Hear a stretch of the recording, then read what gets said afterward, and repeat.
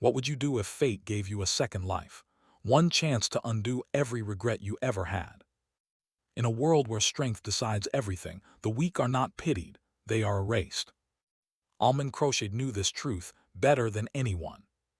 Once he struggled at the very bottom, talentless, powerless, and constantly stepped on by those above him. He fought, he endured, and he survived, only to meet a meaningless and bitter death. But death was not the end of his story. When Almond Crochet opened his eyes again, time itself had rewound. The world was familiar, yet everything had changed.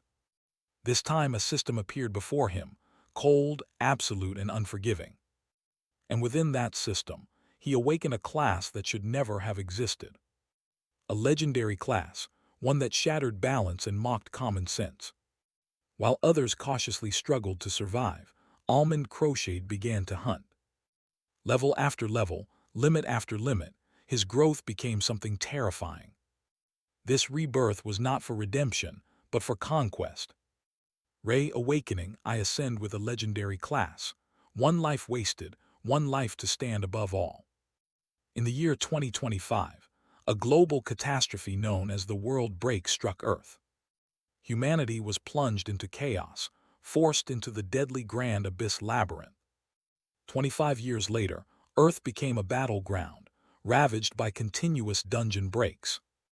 Even with new magic tech, thousands died because the 30th labyrinth floor was never cleared. The powerful few abandoned the planet, fleeing in Magitech spaceships, leaving billions behind. Among those left behind was Almond Crochet, standing alone in the labyrinth's depths. He faced the impossible 30th floor boss, Algerin, the Black Frost Terror. This creature of godly might was over 100 meters tall and had crushed every challenger before. The colossal monster lowered its head, mocking the lone human challenger.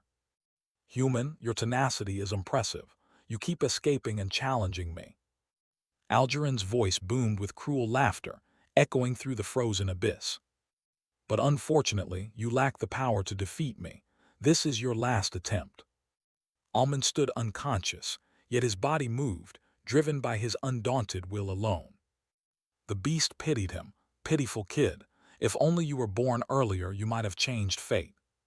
Suddenly, Algerin's pupils shrank as dreamy golden particles oozed from Almond's form.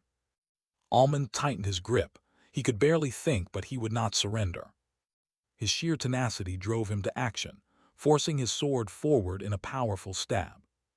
Golden particles swirled violently around him, sparks of a strange, unknown power.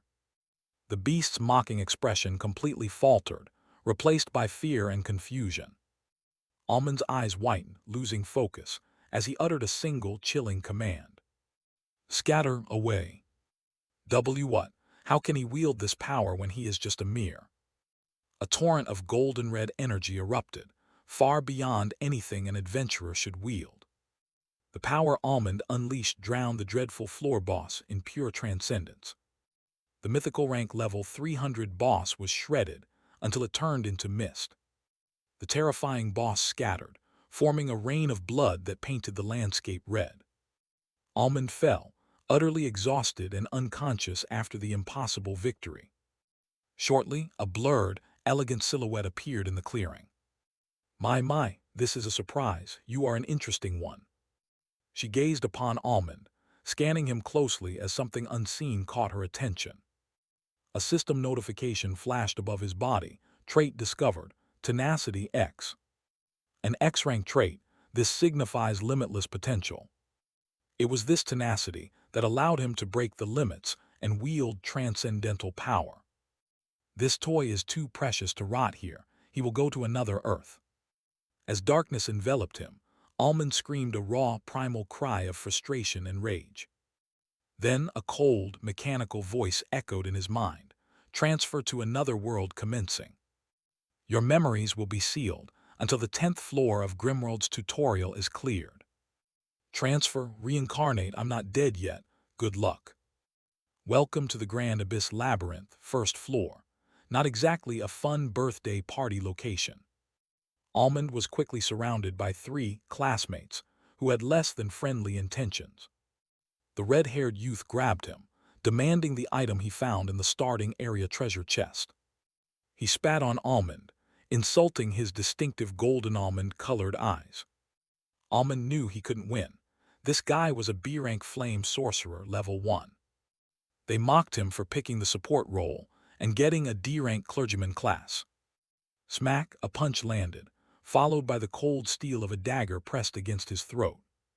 The blue-haired youth, a C-rank dagger killer, grinned menacingly and held the blade steady. The leader, a brown-haired youth, told Almond to stop wasting their time and disappear. This was supposed to be his chance to change his life, but fear of death was overwhelming him. Trembling, Almond pulled out the rare-grade pearl of light flower reward. The bullies were instantly impressed by the rare accessory, confirming their luck. "You said you would let me go," Almond pleaded, his voice cracking with panic. Even the red-haired youth seemed nervous about actually killing a classmate. But the leader, Jacob, was determined. Finish him off, no loose ends. This was the blue-haired killer's debut into the world of murder. Almond tried to rise, but Jacob slammed his foot down on his shoulder. The blue-haired killer grinned and brought the dagger down in a fatal slash. Slash, a system notification confirmed rapid health loss and poison. "I only have 2 skills, Healing Wisp and Court of Peace. I must use them." Jacob casually told the nervous red-haired youth to get used to killing. The blue-haired killer felt nothing but thrill, already wanting another victim. Consulting the map, the trio decided to hunt goblins and find more classmates to exploit. Almond watched their retreating figures, his vision rapidly going blank.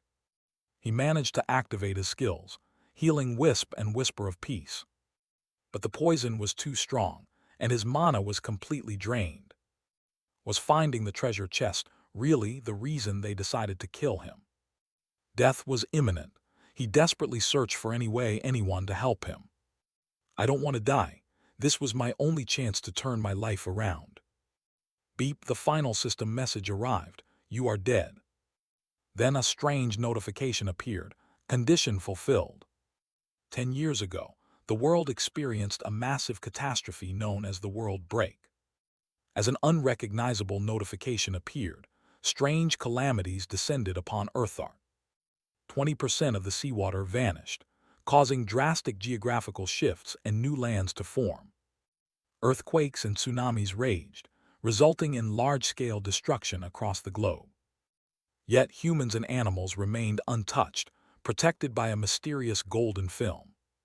For 24 hours, the planet was molded and reshaped, as if by a higher, playful power. When the chaos subsided, thousands of massive labyrinth gates had materialized worldwide. All these gates led to a single, interconnected mega-dungeon, the Grand Abyss Labyrinth. At the same time, every human aged 18 and above heard a voice in their minds. They were presented with 5 options and forced to choose a combat class immediately. Select within 1 hour. Failure to select will result in instant death. They were the first wave, granted a newbie pack and a common grade weapon for their awakened class. This was the harsh ushering of humanity into the new era, the Age of Adventurers. Gold coins, acquired from killing monsters, instantly became the general currency. Post-awakening, everyone was required to enter the labyrinth within 1 month of turning 18. The system also imposed a monthly tax, increasing based on the adventurer's level. But with immense power, riches, and fortune promised, many braved the Grand Abyss.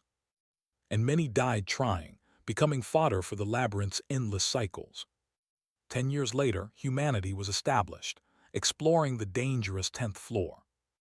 Aside from the permanent gates, random dungeon doors would appear, offering rich rewards. If these dungeons weren't cleared, a dungeon break would flood Earthart with monsters. Guilds and the Global Adventurers Association were formed to manage this new world. Countries were replaced by the Earthart Union, uniting against the mysterious system threat. The labyrinth gates only opened for 15 days out of every month. During the open period, an exit portal appeared 5 times, lasting only 5 hours each. Every 3 days, The defeated monsters and bosses would respawn, stronger than before. Almond Crochet had turned 18 9 days ago, waiting for the gates to open. Due to a gene defect, he had a frail body and couldn't engage in physical training. He absorbed all knowledge, planning to select the support class to survive. He hoped to fix his stats and build a powerful second class after reaching level 10.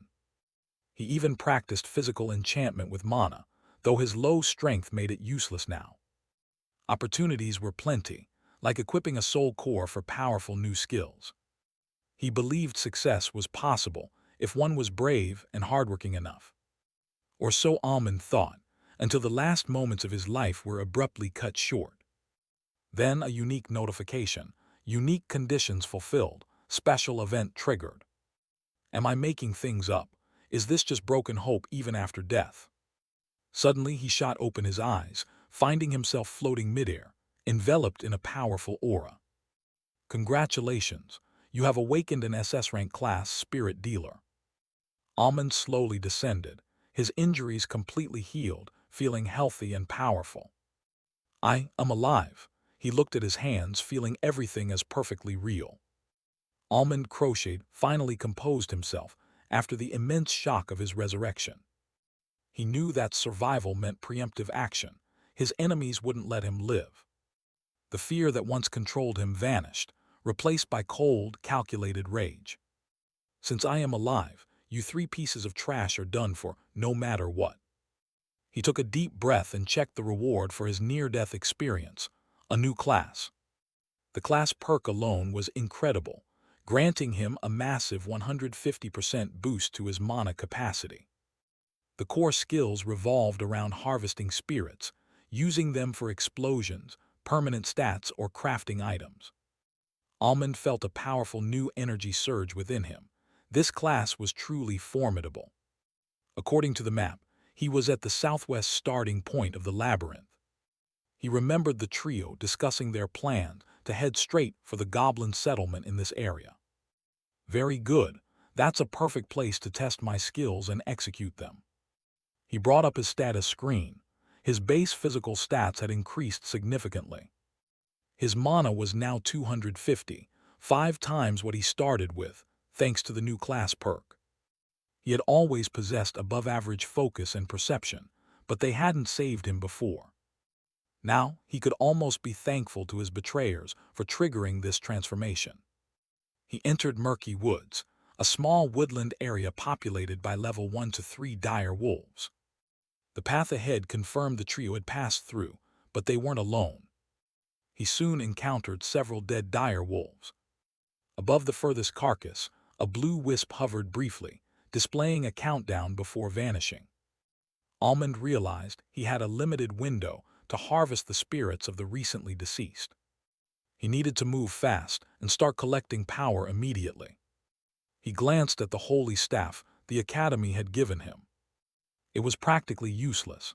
Spirit explosion would be a far better offensive skill. He spotted more wolf spirits and instantly activated his spirit pocket skill. 3 spirits were absorbed, and he continued his sprint. He was surprised. His physical body had never performed with such speed and endurance. Fatigue wasn't catching up at all, allowing him to push his limits. He arrived at another pack of dead wolves and quickly pocketed 5 more spirits.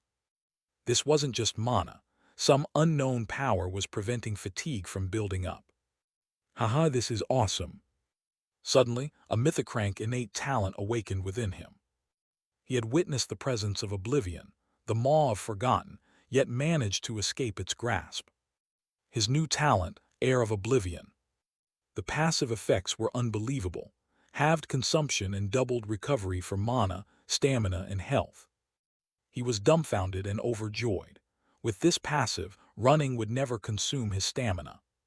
He decided he must learn close combat skills to take full advantage of his limitless endurance. He absorbed 4 more spirits, bringing his total to 18. His tactical contemplation was cut short by the smell of smoke and chaotic sounds nearby.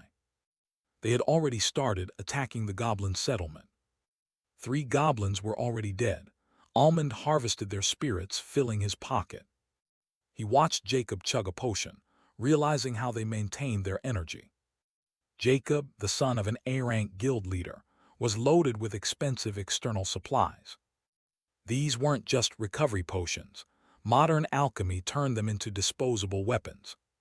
He needed to eliminate Jacob, the most dangerous threat, before the fight dragged on. "Don't use too many potions, Jacob. They'll be very helpful to me later." Just then, his spirit factory skill reported its completion. "Perfect, time to get started." Almond just drained half his mana making gear, but it's already recovering at a rapid pace. He accesses the mystical space. He calls the spirit factory to check his newly crafted items. The loot includes a pair of wolf claw gauntlets, a wolf fur coat, and 2 rings of crimson howl. The gauntlets are a common grade weapon with a high attack and a chance to cause bleeding. But the real prize is the spirit effect, the ability to summon spectral wolves to fight alongside him. This transformation effect, fueled by mana and dead monster spirits, makes him a terrifying close-range fighter. He then adorns the wolf fur coat, which grants decent defense and damage reduction upon injury. "This looks awesome. I wish I had a mirror," he thinks, admiring his new killer look. With his gear equipped, Almond focuses back on the battle where only 4 goblins remain. The trio is fighting effectively. Lamp uses fire, Seong poisons them, and Jacob acts as the reliable vanguard. Almond realizes Jacob is level 3, and he needs to prevent them from securing the final kill. He turns to the last item, the Ring of Crimson Howl. Its effect is immediate and absolute. It's a one-time use stun grenade that will distract everyone within a 10-meter radius. With the goblin captain cornered, it's time to move. "I won't let you take that experience, Jacob." Almond throws the ring right into the chaotic center, between the goblin captain and Jacob.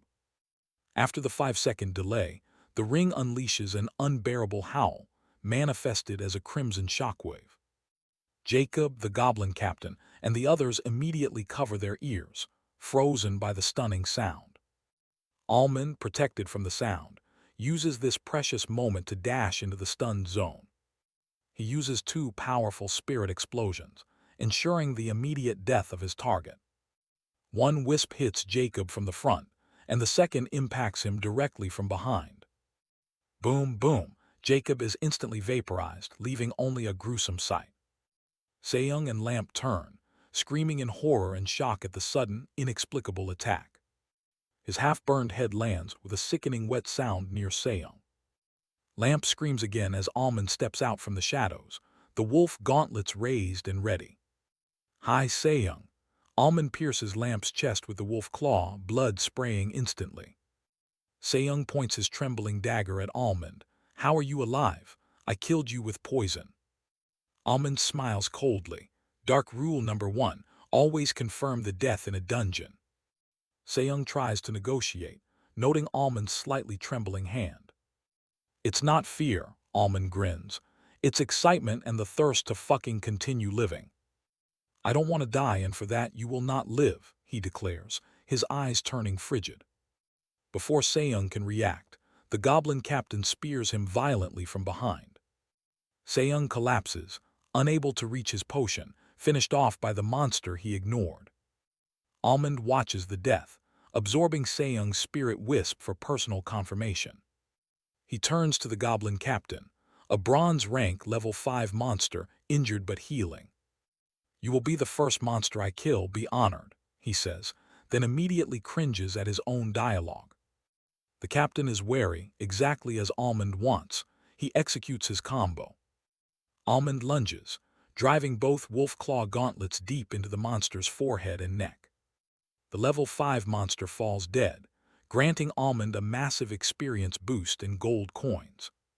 He triggers the level up boon, remembering the adventurer's rule: prioritize skills. His existing skill, Spirit Pocket S rank, is immediately upgraded to SS rank. My Spirit Pocket leveled up to SS rank, granting me incredibly powerful new capabilities.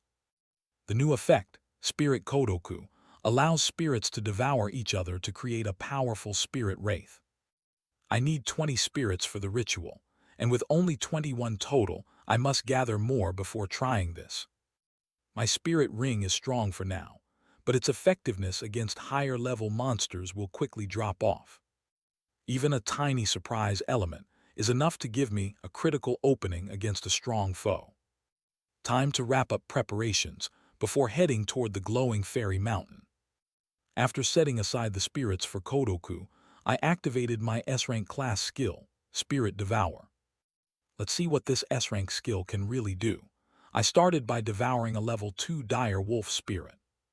I immediately felt a powerful surge. I gained +1 strength. Next, a level 3 goblin warrior spirit granted me +1 health and +1 stamina. Wait, what? Devouring another level 2 wolf gave me absolutely nothing. I tried a level 4 goblin archer spirit, which thankfully granted me focus and perception.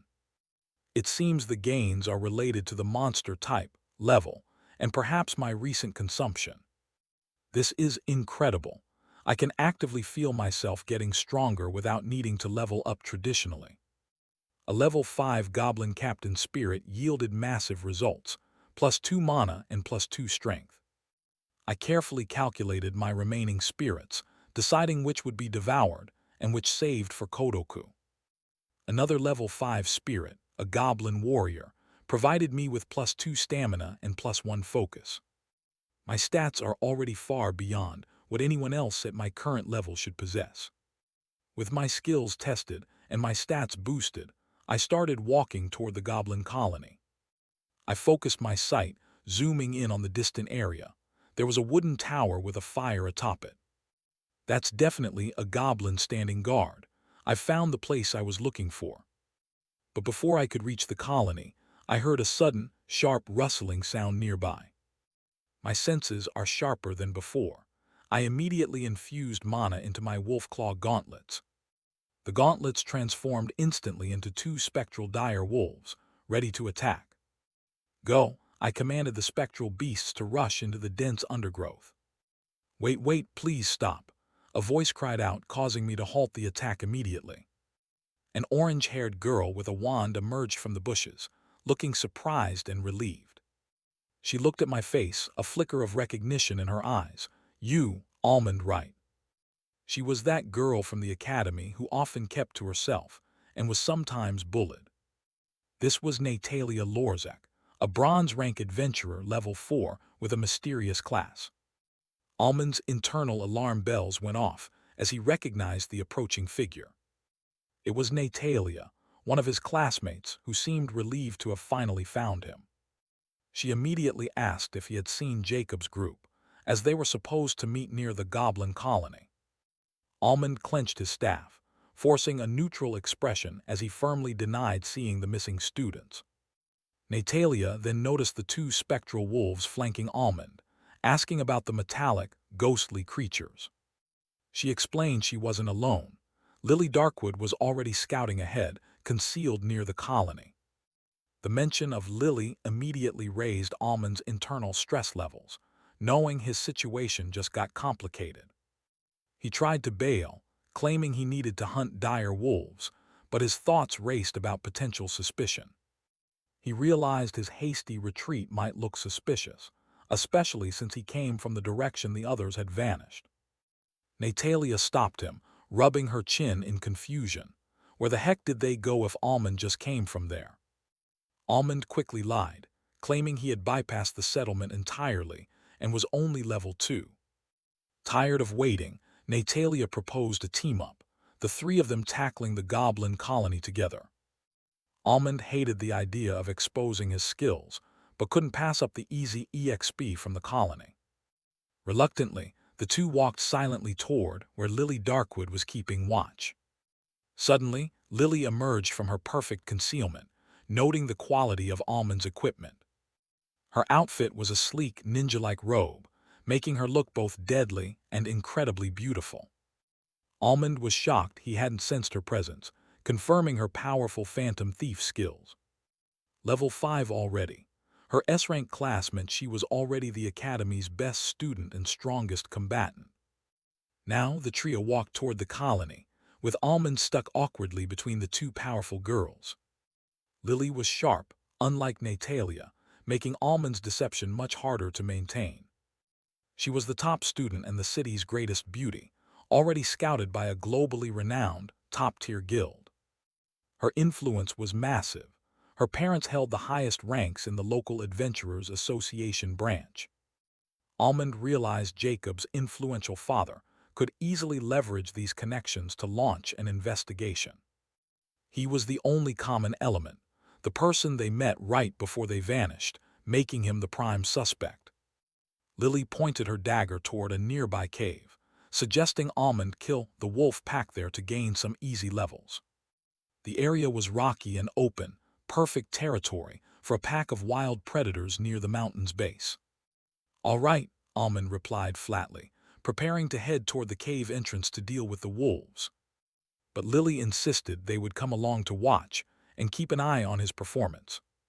Natalia chuckled, calling Almond boring and almost mentioning his history of being bullied before Lily stopped her. Almond ignored them, pausing behind the last tree to assign his newly acquired stat points before the fight.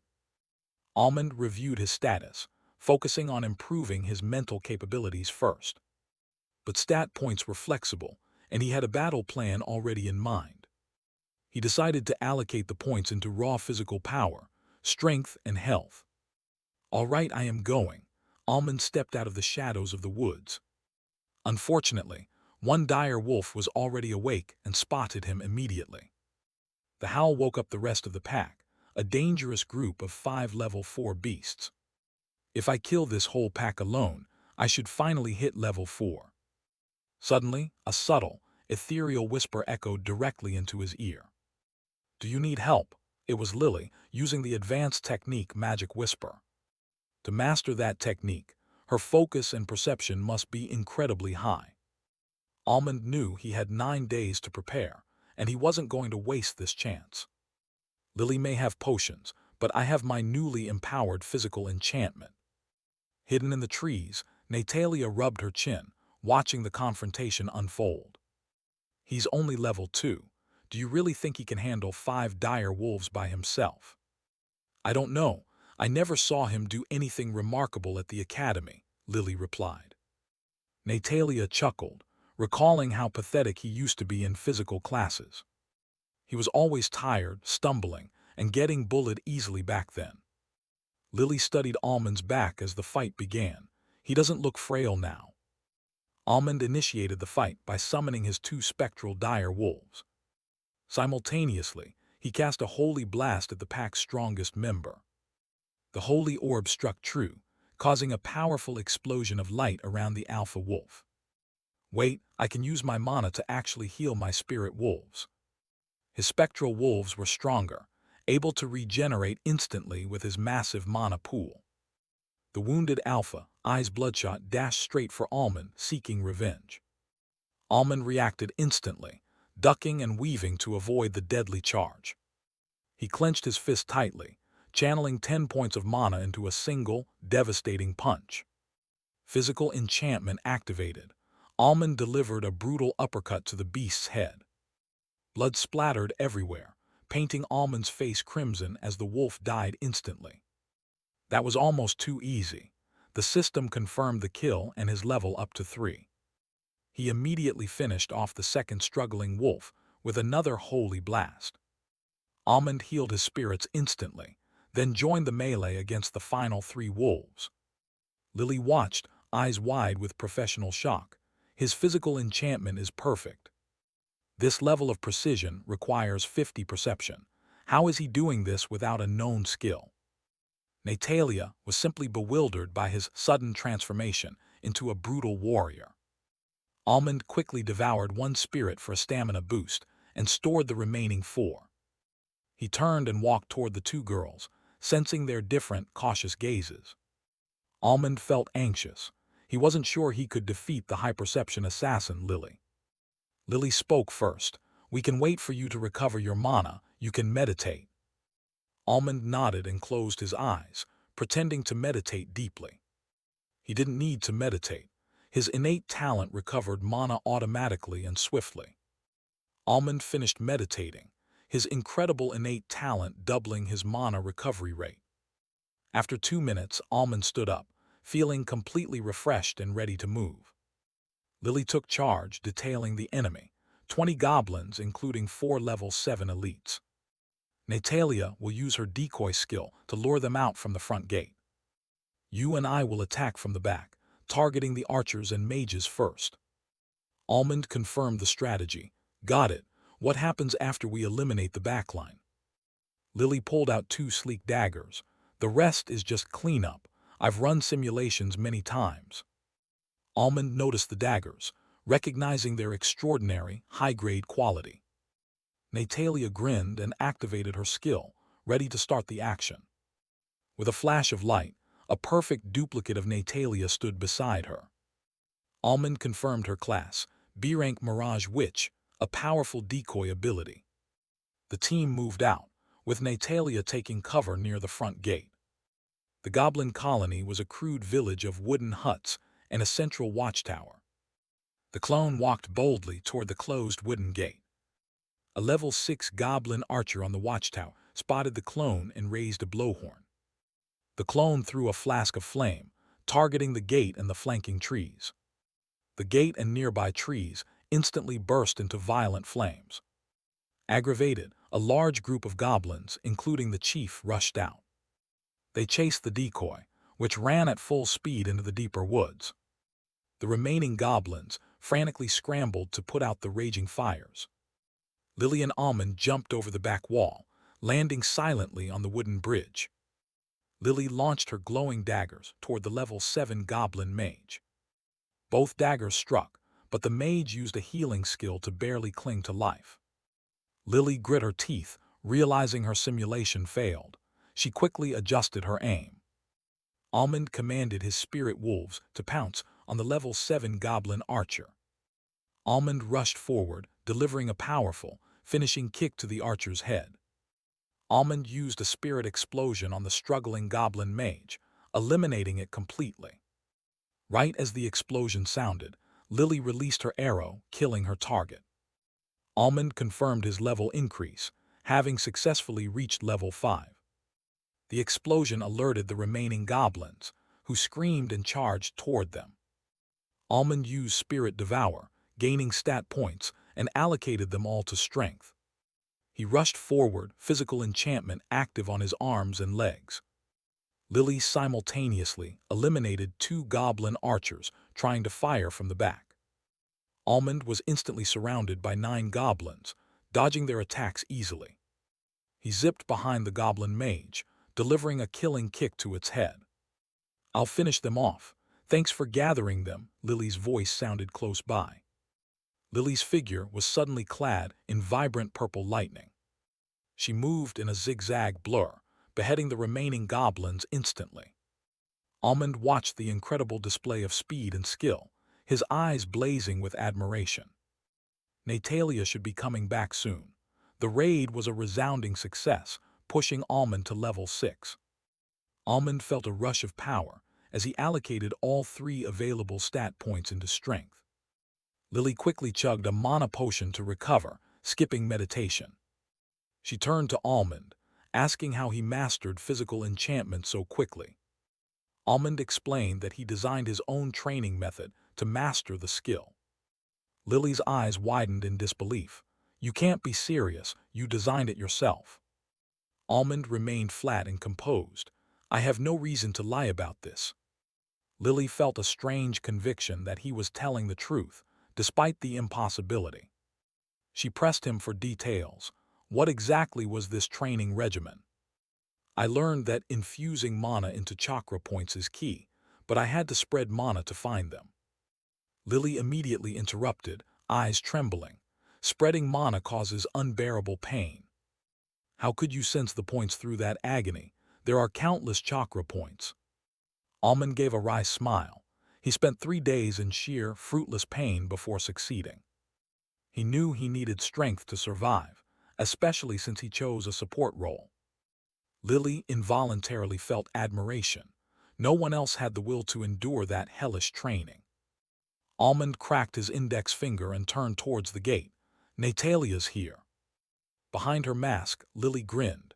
This guy enduring that pain was truly a monster. Lily abruptly changed the subject. What happened to Jacob and the others? Almond, startled by the suspicion, denied knowing anything about them. Lily found his denial amusing. She knew Seung had almost mentioned Almond's name. Natalia rushed in, warning them.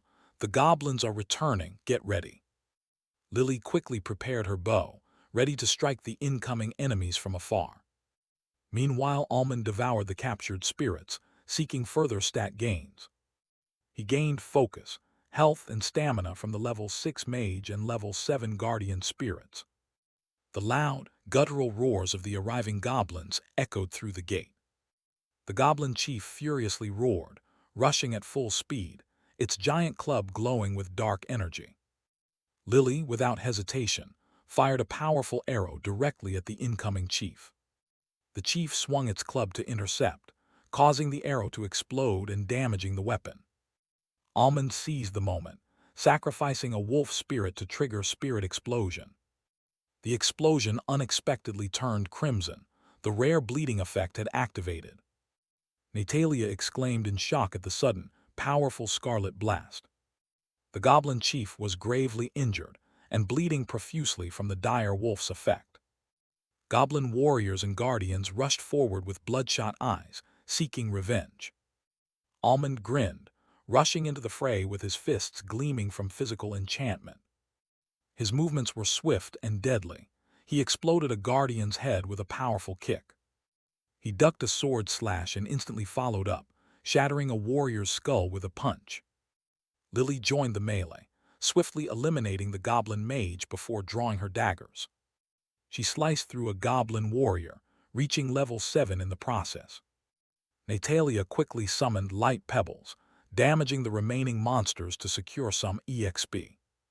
The goblin chief finally succumbed to the massive blood loss and died.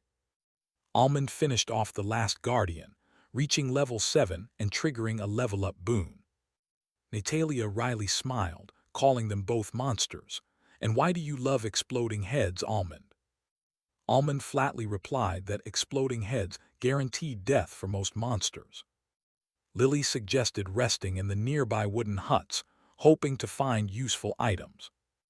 Lily offered Almond a chance to explore the main house with her, conditional on his cooperation. Almond agreed, knowing he needed to stick close to mitigate the danger they posed. He opened the level-up boon window, hoping desperately for a skill option. The options appeared: skill, accessory, or random. He instantly selected skill. Almond unlocked a new S-rank skill, Spirit Syringe, granting him powerful recovery and draining capabilities. He realized this syringe could also be used offensively, by draining the target's mana and health. They entered the abandoned 2-story house, beginning their search for usable supplies and items. Almond found a simple sword, remembering how weak he used to be before his reincarnation. He swung the blade horizontally. This new strength and control felt incredible. He recalled the common knowledge. The bronze treasure chest usually spawned upstairs. Suddenly, Lily returned, announcing that she had already found the treasure chest. Instead of answering his question, Lily walked right up to Almond, her gaze intense. Almond stepped back until he was pinned against the wall by her overwhelming proximity. Frowning, Almond noted the pressure, but Lily just chuckled about his fast heartbeat. "So is yours," Almond countered sharply. "My perception isn't that low." Lily admitted she was excited, then asked directly what happened to Jacob and his friends. She narrowed her eyes, stating she didn't care about those idiots.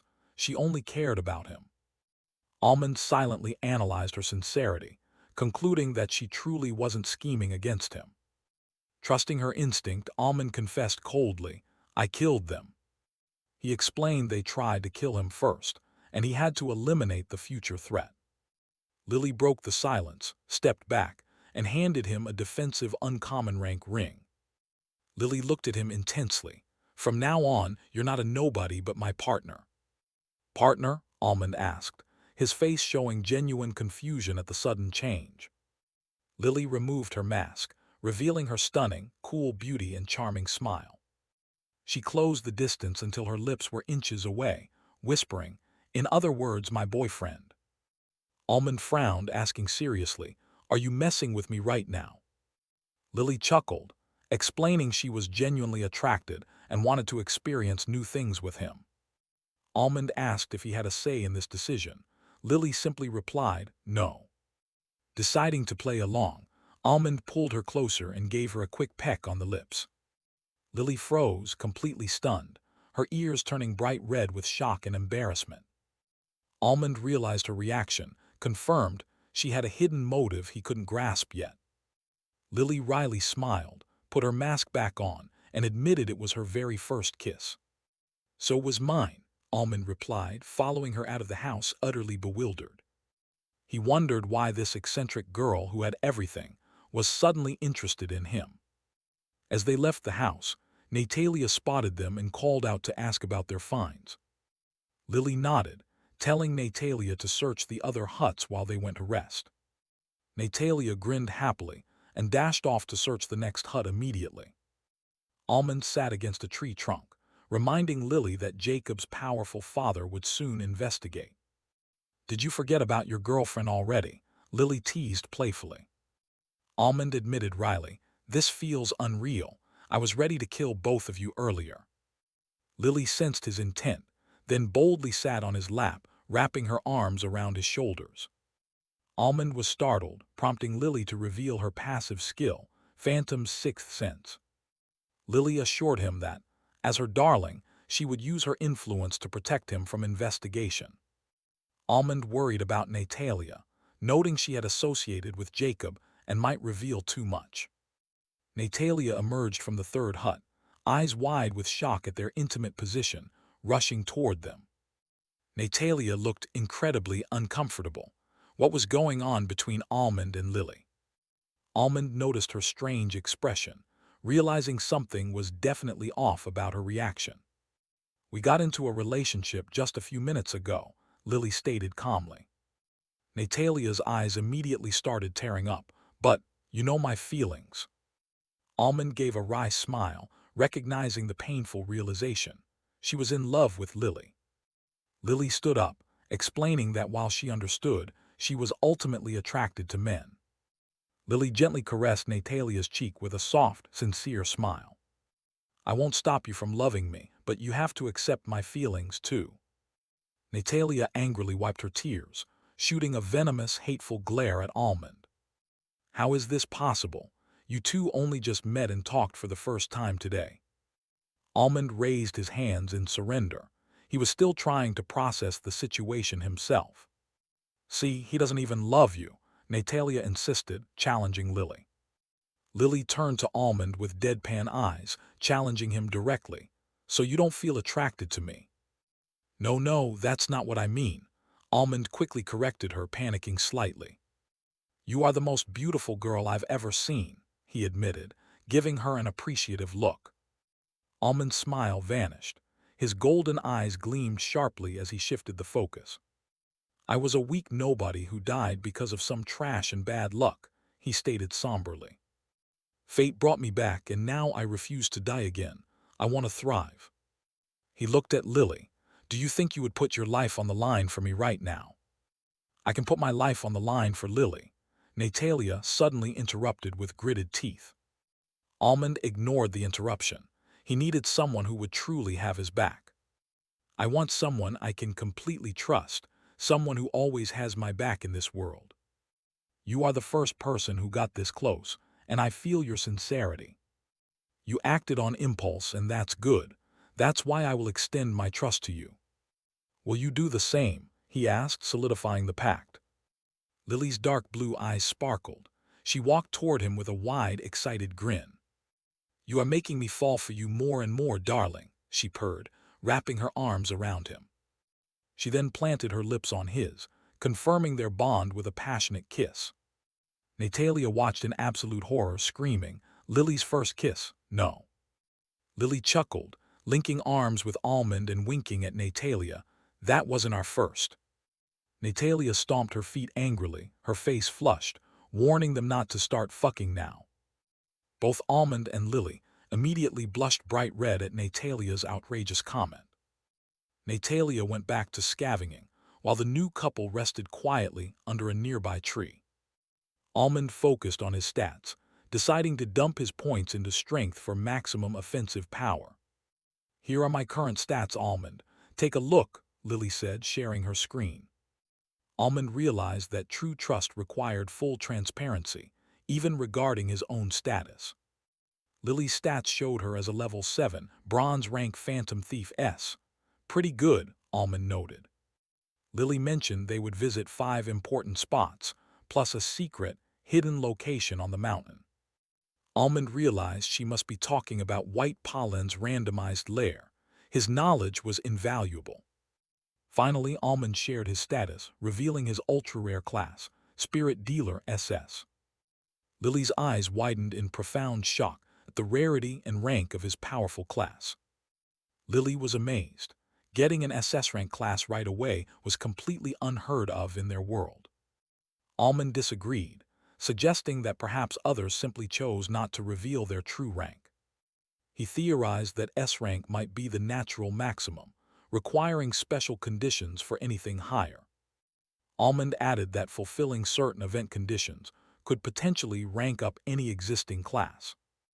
Lily's eyes twinkled. She wanted to try it, asking Almond for details on how he triggered his. Almond gave a wry smile, admitting he didn't almost die. He actually died, killed by the 3 foes. He vividly recalled the feeling of that suffocating darkness right before his end. But then, he met the condition for resurrection, and woke up with the new SS rank class. Lily lamented, "That is a rather extreme condition. I think I'll pass on the dying part." Almond agreed, suggesting the real clue was likely hidden within their class descriptions. They decided to wait until level 10 to explore this after obtaining their specialized class. Lily grinned, stretching her arms playfully as she wrapped them around Almond's neck. She planted her lips on his, and Almond's hands instantly wrapped around her waist. Her tempting scent filled his nose as their lips moved together, tasting surprisingly sweet. Lily pressed closer, feeling an electrifying pleasure in the embrace. Almond's manly scent numbed her brain as the kiss became wilder. This warmth and desirable pleasure was a new experience for both of them. Almond realized he didn't want to push this connection away at all. "Okay, your hormones are officially exploding, guys. Wrong place, wrong time."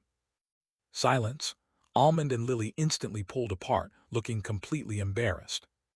Almond cleared his throat, grabbing his sheathed sword. "Cough, time to move out." Lily opened her storage pouch. "Put your backpack in here. It'll be annoying with the sword." The trio finally resumed their journey towards the southwest base of the fairy mountain.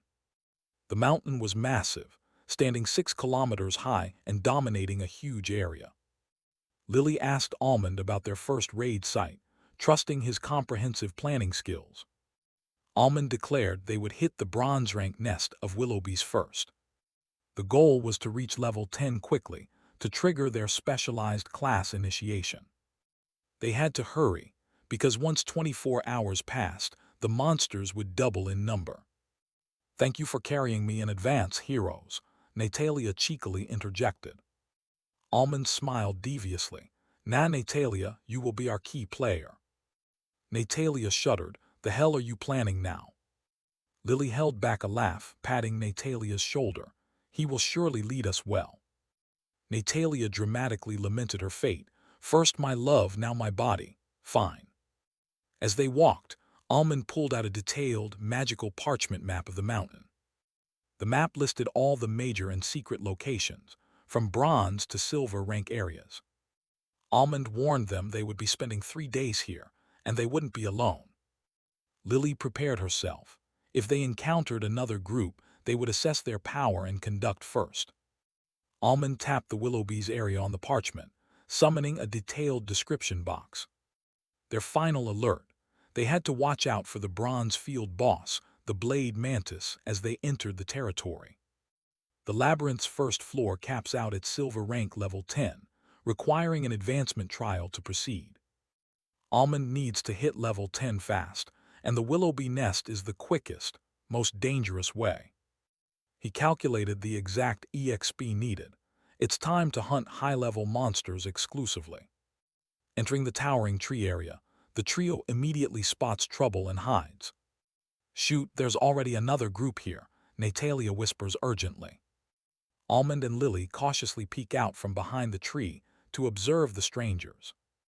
The group consists of 6 young people, including one older man, and they are definitely foreigners. While Lily pondered, leaning heavily on Almond, Natalia got distracted by her butt. "I remember now. That armband belongs to the Thunderbird Guild," Lily declared. Almond frowned, realizing these were new recruits accompanied by a high-level knight. Knights operate with heavily suppressed stats, making them vulnerable if challenged. Lily realized her powerful family connection meant nothing to this foreign guild. Almond's eyes glinted. "Let's make contact and see how they feel about strangers." Lily looked pointedly at Natalia, who immediately knew what they were planning. "You mean, use my clone to infiltrate them?" she asked skeptically. Meanwhile, the Thunderbird Guild group prepared traps near a massive, house-sized Willoughby hive. Arm-sized Willoughbys buzzed around the hive, busy collecting nectar from the unique trees. Suddenly, the group heard movement and turned around sharply. Natalia's clone, looking dirty and distressed, ran toward their position. The 6 members watched the approaching figure silently, assessing the threat.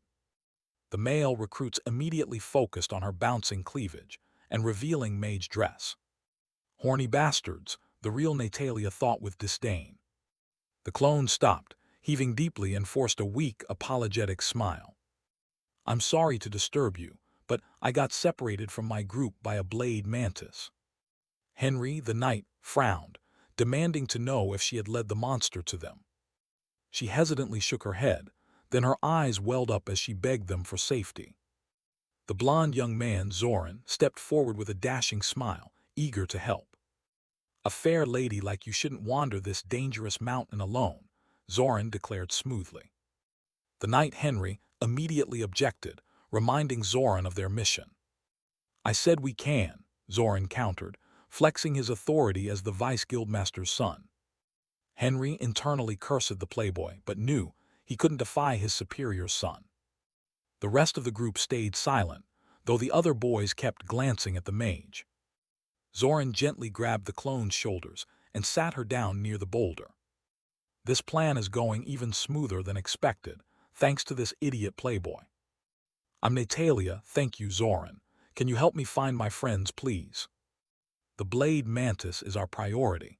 It might drop a special sword we need to secure first. For now, we clear this Willoughby hive. It should take 10 minutes with proper coordination." But the blade mantis might be after my friends right now.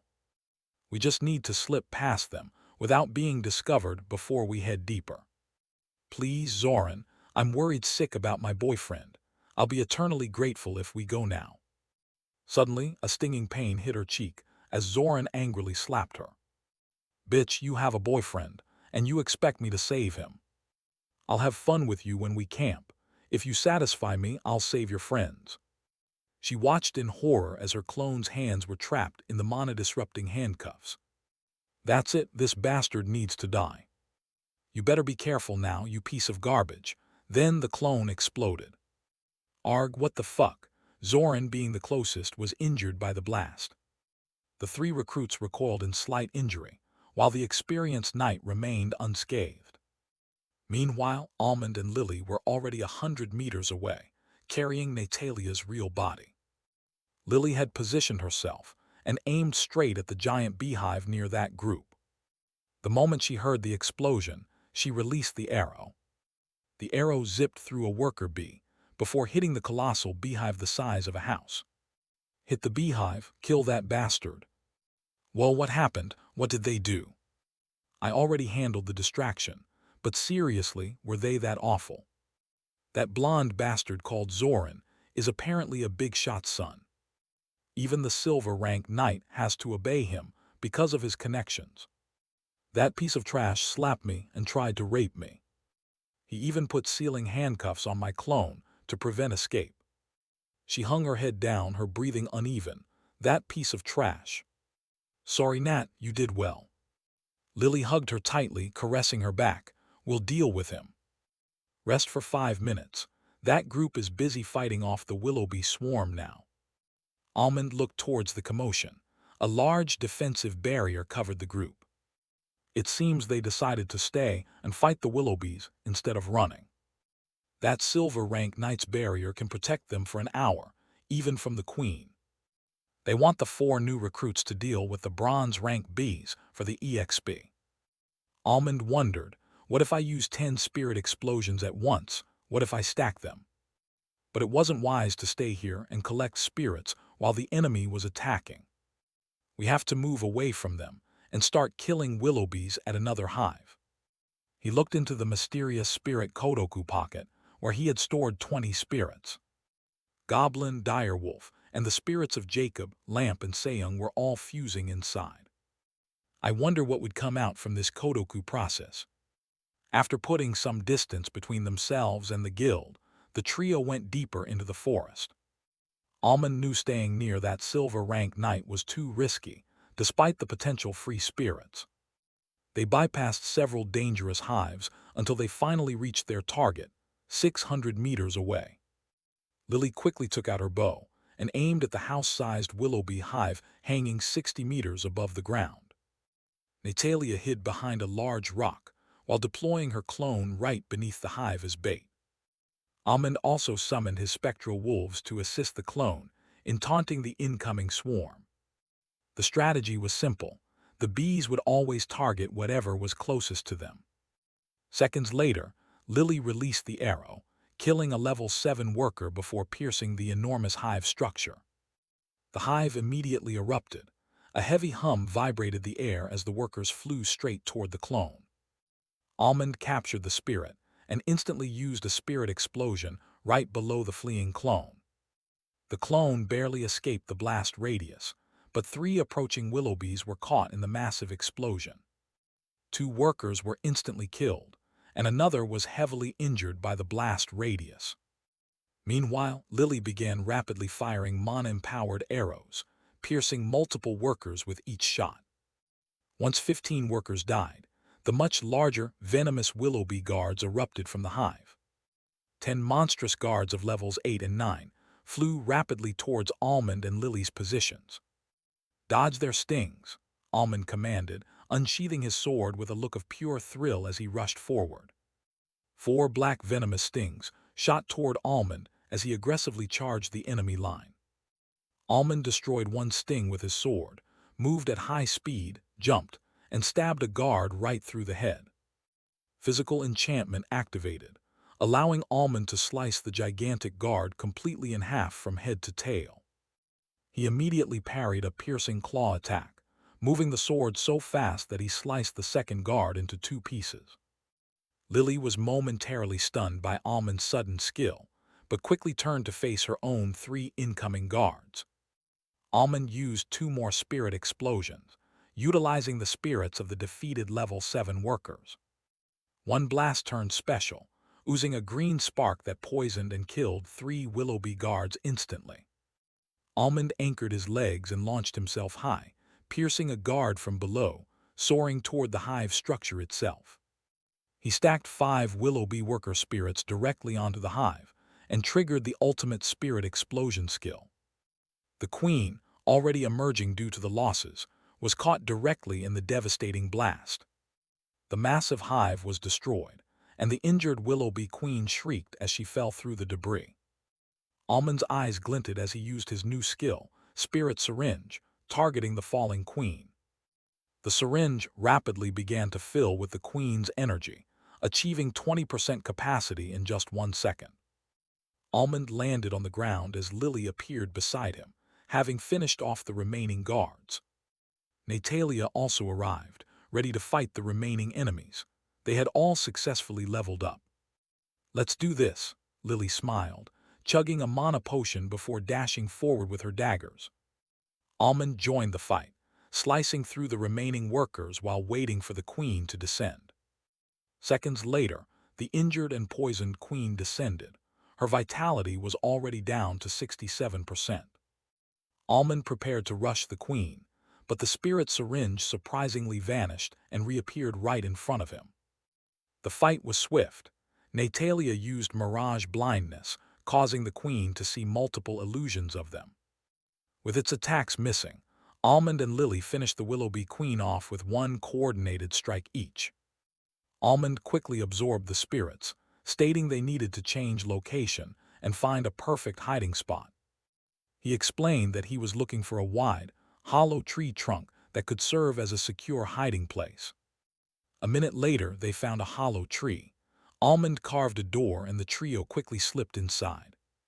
After creating light holes, they sat down inside the trunk to meditate and recover their strength safely. A safe spot was essential for deep focus, and now it was time to check the loot and get stronger. Almond finished devouring the remaining Willoughby spirits, feeling the familiar rush of power. He realized there was a soft cap on gaining stats from the same low-level species. But the Queen's spirit provided a significant boost to his core attributes. Almond checked his status, noting his bronze rank and 3 unassigned stat points. He dumped all 3 points into focus, immediately feeling a subtle shift in his mind. Notification: the activation range of Spirit Explosion has doubled to 20 meters. 20 meters is fantastic, but I need better targeting control, he mused. A new goal: find a skill that grants bird's-eye vision for precise strikes. Next, he fed the remaining 10 strong spirits into the internal spirit factory. The stronger the spirit, the less mana it cost now, a clear sign of his growth.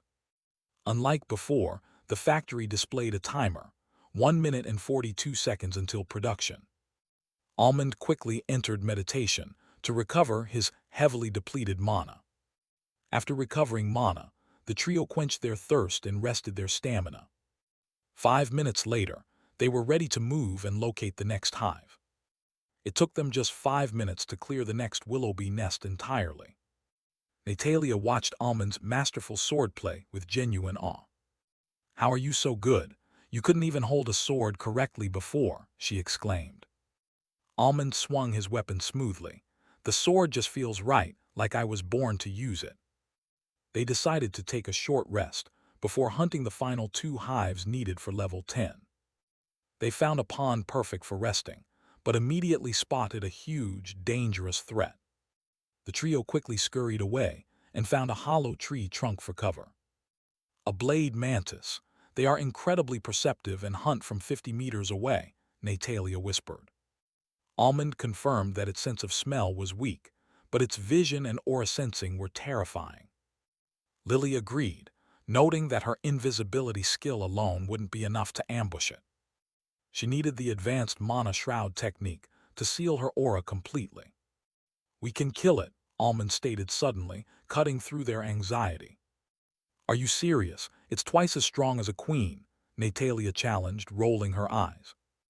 Almond simply waved his hand, conjuring a strange, patterned wooden crossbow. Lily blinked. "An item? I thought your class only summoned spirits." Almond explained that his unique class skill could create random gear from devoured monsters. He shared the stats: uncommon grade, 100 attack and 10 mana per shot. Plus, it could be infused with extra mana for a potent poison effect. "And that's not all," Almond smirked, waving his hand again. The ground instantly filled with a massive haul of new gear. 3 crossbows, 3 poison bombs, a shield, and 3 daggers, all crafted from the Willoughbys. Almond revealed his latest creation, the Willoughby poison bomb, ready for mass production. This thing creates a 5-meter radius of paralyzing mist upon impact. Next up, the Willoughby dagger. It has a high paralyzed chance on hit. It only lasts a day, unless it's fed a monster spirit to extend the duration. Almond explained that every monster kill yields a spirit to recharge his gear. Lily was impressed, acknowledging his class truly lived up to its rank. Natalia pouted and decided to share her status first. Almond shared his status, making them promise absolute secrecy. Natalia looked at the screen and instantly lost it. SS rank class, how is that even fair? The target, the blade mantis. Almond checked the Willoughby shield, ready for backup. They were dangerously close to the monster, relying on its resting state for cover. Almond was determined to kill the mantis now for a chance at a rare-grade sword drop. The trio crouched low behind a large tree, initiating Plan A against the resting beast. Natalia sent her clone silently toward the pond as a distraction. The massive 2-meter-tall blade mantis was drinking water, oblivious until its antenna twitched, sensing the movement. The mantis locked onto the clone, its eyes glinting red with predatory focus. The mantis dashed like the wind, instantly engaging the decoy. It shredded the clone with a powerful, X-shaped slash of its scythe blades. Lily and Almond bolted out of cover, activating their physical enchantments. Lily launched 2 powerful, paralyzing daggers at the monster's wide carapace. The daggers struck the mantis's weakest point, its central body structure. The mantis froze, successfully paralyzed by the dagger's high-chance poison. Almond seized the moment, channeling massive mana into his sword for a deadly strike. His strength was boosted, giving him the edge he needed over the bronze-rank beast. Lily watched the flawless execution, marveling at his sword mastery. But disaster struck. He had used far too much mana on the common-grade weapon. The blade shattered, exploding into pieces before it could cut off the head. Almond's heartbeat quickened, but his focus remained steadfast. The blade mantis was upon him, its arms swinging with a terrifying red aura.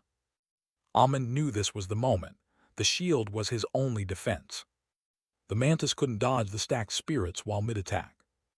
Then, a deafening explosion of green smoke and colored spectacle erupted. The 5 stacked spirit explosions finished the job instantly. "We did it!" Natalia rushed over, screaming with excitement. Lily smiled, acknowledging the flawless execution of their risky plan. Almond focused on the drops, receiving the highest contribution reward. But more importantly, a faint blue glow cut through the settling dust. His fist clenched, a rare drop. He picked up the black-bladed sword. Holding the weapon, Almond instantly felt a surge of raw power. The weapon's stats made his hand tremble, attack based on 100% of his strength. This rare-grade sword was an almost impossible drop from a field boss this low. Lily and Natalia walked up, eager to see the loot he snagged. "Holy cow!" Natalia spluttered, shocked by the sword's immense power. Lily quickly realized the devastating potential in Almond's hands. You could instantly kill the next field boss if the attack lands properly. They headed west, moving higher into the mountain towards the next area. Almond decided to check his specialized class options while they walked. The first option offered the powerful S-rank runic spellsword class. Option 2, build your own class through a series of demanding quests. Almond remembered his existing SS rank class. He had to aim higher. The potential to achieve an SSS rank class only existed through option 2. Decisively, Almond chose the path of the custom class builder. Next came the suffix selection, the foundation of his new class identity. Lily noticed his frown and gave him a playful nudge. "It's just a name, Almond. The quests determine the real skills." He was tempted by swordsman, but Grimblade scratched a particular itch. He logically dissected the names, considering the broader term of blade. After a minute of intense consideration, he made his final choice. Almond chose Grimblade for his new prefix, triggering a difficult initial quest. The objective seemed simple, but the system would analyze the efficiency of his kills. Skipping 2 hives, the trio reached the final Willoughby nest before leaving the area. During the fight, Almond took an incredibly passive yet masterful stance. Meanwhile, Natalia and Lily focused entirely on eliminating the Willoughby workers. Almond deflected incoming workers with the flat of his blade, swatting them toward his teammates. He refused to kill these weak monsters, saving his quest progress for stronger targets. Soon the tougher Willoughby guards arrived, shooting venomous stingers at him. With precise slashes and nimble motions, he deflected the projectiles back into the swarm. His enchanted strength allowed him to overpower the bronze-rank Willowbees easily. Finally, the level 10 Willowbee Queen appeared, immediately targeting the immovable Almond. Vines sprung from the ground, attempting to ensnare him, but he simply chuckled. He hadn't moved an inch since the battle started, and this queen wasn't going to change that. He effortlessly split the queen's incoming venomous stinger right down the center. The queen rushed him, intending to impale and bite him with its monstrous fangs. With a cold, swift wave of his blade, Almond finally cut off all 4 of the queen's legs. He then spun and kicked the now-disabled monster straight toward Natalia. "Thanksies," Natalia grinned, ready to land the finishing blow. She conjured a cloud of purple sparks that transformed into an ethereal blade. The ethereal slash hit the queen, splitting it perfectly in half. "That was my attack," Almond blinked, recognizing the effect. "Bingo," Natalia explained her class skill, Action Mirage, which copies any scene phenomenon. Lily, having reached level 10, killed the last guard and joined the conversation. She noted that Natalia's class was incredibly useful, especially with Almond's raw power. "Your attacks are the strongest. Even with a 20% reduction, they are enough for Natalia." Natalia cheered, suggesting Almond should become one of the currently famous super rookies. Almond wryly smiled, preferring to remain a scaredy cat outside the labyrinth. Lily turned serious, warning him that staying weak or unnoticed was no longer a safe option. "You have to get a backing. A strong profile is the best deterrence you can get." Natalia agreed, mentioning that joining the top 10 guilds would offer both fame and backing. Almond grew contemplative, accepting the grim reality of the treacherous world outside. Suddenly, a harrowing cringe and a wave of goosebumps washed over him. Everything turned black for a second, and he began to sway unsteadily. Lily and Natalia stopped immediately, looking confused and concerned at his sudden state. Almond recovered swiftly but was confused. I don't know, this was strange." Natalia felt the strange sensation was familiar and asked if he had any childhood trauma.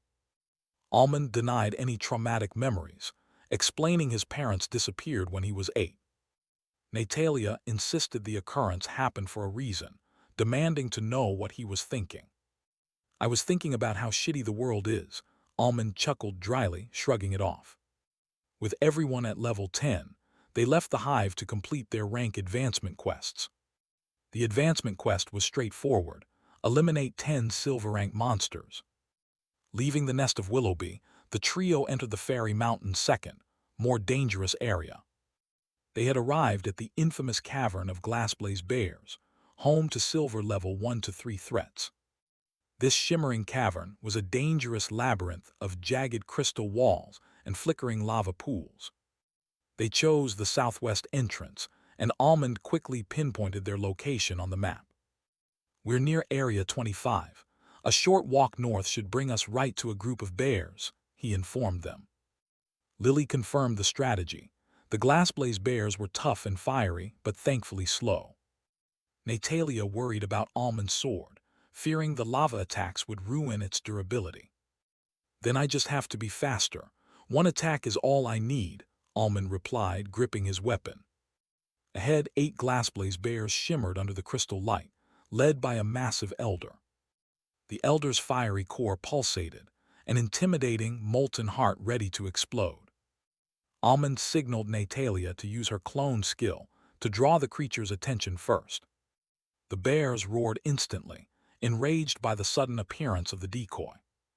The elder bear attacked first, spitting a volatile, glassy orb of fiery lava at the unsuspecting clone. The orb exploded violently, engulfing the area in ash and sparks, creating a perfect smokescreen. Almond and Lily activated physical enchantment, vanishing into the chaos to initiate their assault. "I'll take the elder," Almond commanded, leaping high in an arc straight for the massive target. The elder bear instinctively swiped a massive, crystal-armored paw at the incoming threat. But Almond was too fast, the swing missed by a mile. With a swift, clean slash, The elder Glassblaze Bear's head rolled down onto the cavern floor. One silver level 3 monster down, and 28 gold coins richer. Meanwhile, Lily launched 2 Willoughby daggers, instantly paralyzing one of the brute bears. She vanished and reappeared next to the non-paralyzed bear, daggers flashing. A sharp tearing sound rang out as the brute bear's head also rolled away. The paralyzed bear broke free, but Lily was already attacking with Phantom Slash. The ethereal slash tore through its thick armor, eliminating the second brute bear instantly. Natalia, not to be outdone, copied Lily's technique and targeted the nimble Glassblaze cubs. The cubs were quick, one rolled away but the other met a swift end. Almond finished off the remaining 2 agile cubs and the last brute bear in a flash of steel. These small cubs were often underestimated, but their lava claw projectiles killed many novices. Only 1 brute bear remained, and the others stepped back to let Natalia finish the job. She used Light Pebble, creating a massive, blinding flash enhanced by the cavern's glassy walls. While blinded, she used Action Mirage, unleashing Almond's lethal slash to behead the monster. Their drops are great, but first, time to get strong. Almond smiled, gathering all the spirits. He had already told them about his spirit devour skill, as it was impossible to hide his growth. Lily suggested a break, and Natalia happily brought out the sandwiches she had prepared. The trio settled down in the secluded area to eat and rest before continuing their quest. Almond focused, beginning to absorb the power from the 9 spirits he had collected. The Elder Bear spirit granted him +2 strength, +1 perception, and +1 mana. The brute bears and cubs added valuable points to health, stamina, focus, and mana. His core stats were now significantly boosted, especially his strength at 31 and mana at 462. Just as they finished their meal and felt rested, a loud sound echoed through the tunnel. Their faces fell as they realized they were not alone in this section of the cave. "I swear if that bitch is here, I am going to capture her. Henry, you better act fast this time," Lily hissed, urging them to run immediately after hearing the enemy nearby. Almond directed Natalia to create a clone and send it toward the eastern passage as a decoy. Natalia used her clone skill, generating a duplicate that ran east to attract their pursuers. Suddenly, a misty, dark gold window popped up in front of Almond, displaying a new notification. He realized a spirit wraith was being birthed, requiring him to input its name and personality. The trio stopped their hasty retreat, hiding behind a massive, naturally formed obsidian stone pillar. Meanwhile, the clone was spotted, but Natalia quickly used Light Pebble on the ground for a blinding flash. Henry the Knight reacted instantly, dashing at top speed toward the blinding light. Mid-dash, Henry waved his sword, releasing a powerful wind slash projectile. The wind slash connected, cutting the clone in half as Henry shouted for the group to capture her. The other members of their group were internally frustrated, hating their mission to capture girls. They knew they were trapped. Crossing Zoran meant facing his influential father's wrath. The weak had no recourse against the strong, a harsh reality that remained true even here. Hiding behind the pillar, Almond calmly declared their ultimate goal: "We have to kill that bastard." He quickly typed the name Alfred and described the spirit wraith's personality as a butler's disposition. Lily nodded, confident that they would soon become strong enough to handle any threat. Natalia's eyes flashed with anger and fear. She wanted Zoran dead for his cruel intentions. Almond hushed them, reminding them they were close to a group of Glassblaze bears. He then announced their new ally, surprising Lily and Natalia. Dark green and dark gold sparkling smoke gathered, beginning to take a humanoid form. The smoke solidified into Alfred, a tall, ghastly butler wearing a pristine black suit. Natalia was dumbfounded, asking if their new companion was a butler ghost. Lily, however, was filled with curiosity, sensing Alfred's powerful presence. Almond quickly shared Alfred's status screen, revealing his impressive bronze rank and level 1 stats. The spirit wraith possessed an array of powerful skills, including sword mastery and flame manipulation. Almond muttered in sheer amazement at the wraith's diverse and powerful skill set. Lily realized this was huge, a summon that could level up and grow stronger over time. Almond gave Alfred his first command: aid them in the upcoming battle against the bears. Alfred immediately bowed in response, placing one hand over his heart, acknowledging his master. The group quickly engaged a new group of 10 glassblaze bears in a brutal cavern fight. Alfred's fortitude aura increased everyone's damage resistance, proving highly effective. He wielded a conjured sword made purely of flame, moving with proficiency mirroring Almond's style. After the battle, Almond devoured the spirits of 2 elder glassblaze bears, gaining substantial stats. He attempted the spirit Kodoku ritual again, but the system rejected the spirits for lacking variety. Natalia finished recovering her mana, and the trio pressed on through the maze-like passages.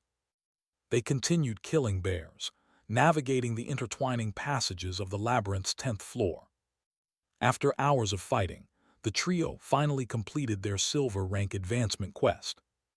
Alfred also leveled up significantly, reaching level 8 through participation in the battles. Fully geared with new, powerful items crafted by Almond, they stopped to rest among obsidian pillars. Nearby, a group of 6 adventurers passed by, stopping suspiciously near the pillars. Almond, Lily, and Natalia prepared for a fight as Alfred took a defensive stance. 6 other adventurers approached, creating immediate tension in the cavern. "Relax," their leader chuckled, raising his hands. "We thought there were bears here." Almond, however, was in no mood for small talk. "Then go back," he ordered plainly. Both groups decided a fight was pointless and avoided unnecessary bloodshed. After a brief rest, the trio and Alfred resumed their hunt for glassblaze bears. Half an hour later, they all successfully reached silver rank level 3, completing half their quest. Alfred also completed his advancement, reaching silver rank level 1 and gaining a huge power boost. Almond found it amusing that Alfred was now technically stronger than him stat-wise. The area was cleared out, so they decided it was time to move on to the next zone. "We'll camp in the shimmering fen before night fully descends," Almond declared. Lily agreed, noting the fen was open and perfect for their magic camp kit. The shimmering fen was a dangerous area, home to silver rank level 3 to 5 monsters. Even worse, the field boss, the maddening beaver, roamed around, targeting high-level adventurers. As evening fell, they exited the northern passage of the cavern. But standing 20 meters away, Zoran and his group were waiting. "Hee, so you finally showed up," Zoran taunted, ready for an ambush. The 3 new Thunderbird recruits behind Zoran looked nervous and unwilling to fight. A powerful knight, however, pointed his sword with a dead, indifferent expression. "Send that lady over here, and we won't shed your blood," the knight demanded coldly. Lily immediately narrowed her eyes, drawing her bow and nocking a specialized arrow. The arrow, crafted from spirit factory materials, was designed to explode in flames. Natalia manifested a towering glass shield and held a wand, preparing her defenses. Alfred also stood ready with a round glass shield and a glass bone sword. Almond simply held his rare-grade sword, confident that was all he needed. The knight frowned, noticing the high-quality, factory-crafted uncommon and rare gear they wore. This wasn't going as smoothly as their shitty young master had planned. Almond broke the silence. "I have a proposal," he said, glancing at Zoran with disgust. "How about we duel just us, and settle this without involving the others?" Zoran laughed hysterically, unable to believe Almond would challenge them. Zoran quickly used a defensive scroll, buffing his group with increased protection. Lily snorted and countered instantly, using an identical buff scroll for their own group. "But do you have this?" Zoran sneered, revealing a terrifying black scroll. Lily's eyes turned somber, recognizing the dangerous, forbidden artifact. Almond's golden eyes flashed with a dark glint. This piece of trash was truly reckless. Turns out that weird scroll Zoran was holding was a super rare curse scroll, dropped by a high-level field boss. He started gloating, claiming it would have all our stats for a full minute once activated. Almond wasn't having it. He quickly used Magic Whisper to coordinate a counterattack with Lily. Almond already had a secret weapon, the Pearl of Light Flower, perfect for cleansing harmful effects. Lily asked if they were going for the kill, but Almond decided to just permanently disable them for now. He commanded Alfred to cut off their hands, but only if they refused to surrender quickly. Natalia was tasked with supporting Alfred, while he handled the three smaller adventurers. The knight noticed their whispering, but Zoran was too arrogant to worry about a surprise attack. Zoran gave his final ultimatum: hand over Lily for 2 days of fun, and she would be returned safely. Henry knew he had to protect the idiot, or his family would suffer the consequences back home. Suddenly, Almond was gone, dashing forward with terrifying speed, initiating the attack. Their swords met in a fierce asterisk clang. The knight was instantly pushed back, his weapon cracking. Almond smirked internally, noting that his sword's 30% penetration effect was working perfectly. Startled, Zoran panicked and frantically used the curse scroll, aiming it at the remaining group. Lily had vanished, Alfred was already moving, so the curse only managed to affect Natalia. Almond summoned 2 spectral wolves, but the knight used wind magic to fly 10 meters up. The wolves bit his legs, and Almond used spirit explosion, slamming the knight violently down. Before the knight could recover, Almond delivered a strong kick and sliced off his sword arm. "Don't kill him," the knight screamed in agony, seeing Lily appear behind Zoran. "My family will die." Lily, like a death god, swiftly swung her daggers, cleanly severing both of Zoran's arms at the shoulder. The 3 other adventurers immediately dropped their weapons, seeing their leaders defeated, and begged for mercy. Natalia wryly smiled, noting how anticlimactic the whole confrontation had turned out to be. Lily wasn't done. She threw a willow-bee dagger straight at Zoran's groin. Zoran let out a horrifying screech before finally fainting from the unbearable pain. Suddenly, a golden barrier enveloped Zoran, healing him slowly and expelling the dagger. Almond recognized the item, the Ring of Aegis Elysian, a rare drop from a high-level field boss. Natalia scoffed, realizing Zoran's wealthy parents had overly prepared him for his first adventure. Lily then turned to the helpless knight, asking how they should proceed with the conclusion. Henry sealed his own wounds with mana, stood up, and bowed a full 90 degrees in gratitude. Almond explained they wouldn't kill him or the forced newbies, understanding their difficult situation. Henry requested his other arm be cut off too, giving him a reason to pull out early without Zoran's orders. One of the trembling adventurers declared she was leaving the Thunderbird Guild immediately. Natalia clicked her tongue, knowing Zoran would likely face minimal punishment back home. Henry confirmed his low worth compared to the Vice Guild leader's son, despite his own high level. Lily agreed and issued a powerful threat. Zoran should meet her at the League of Firefly if he sought revenge. She then dropped the name of her master, Lady Arya of Crimson Shadow.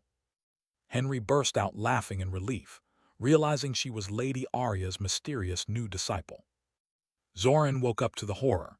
Henry was disabled, and Almond's sword tip was at his throat.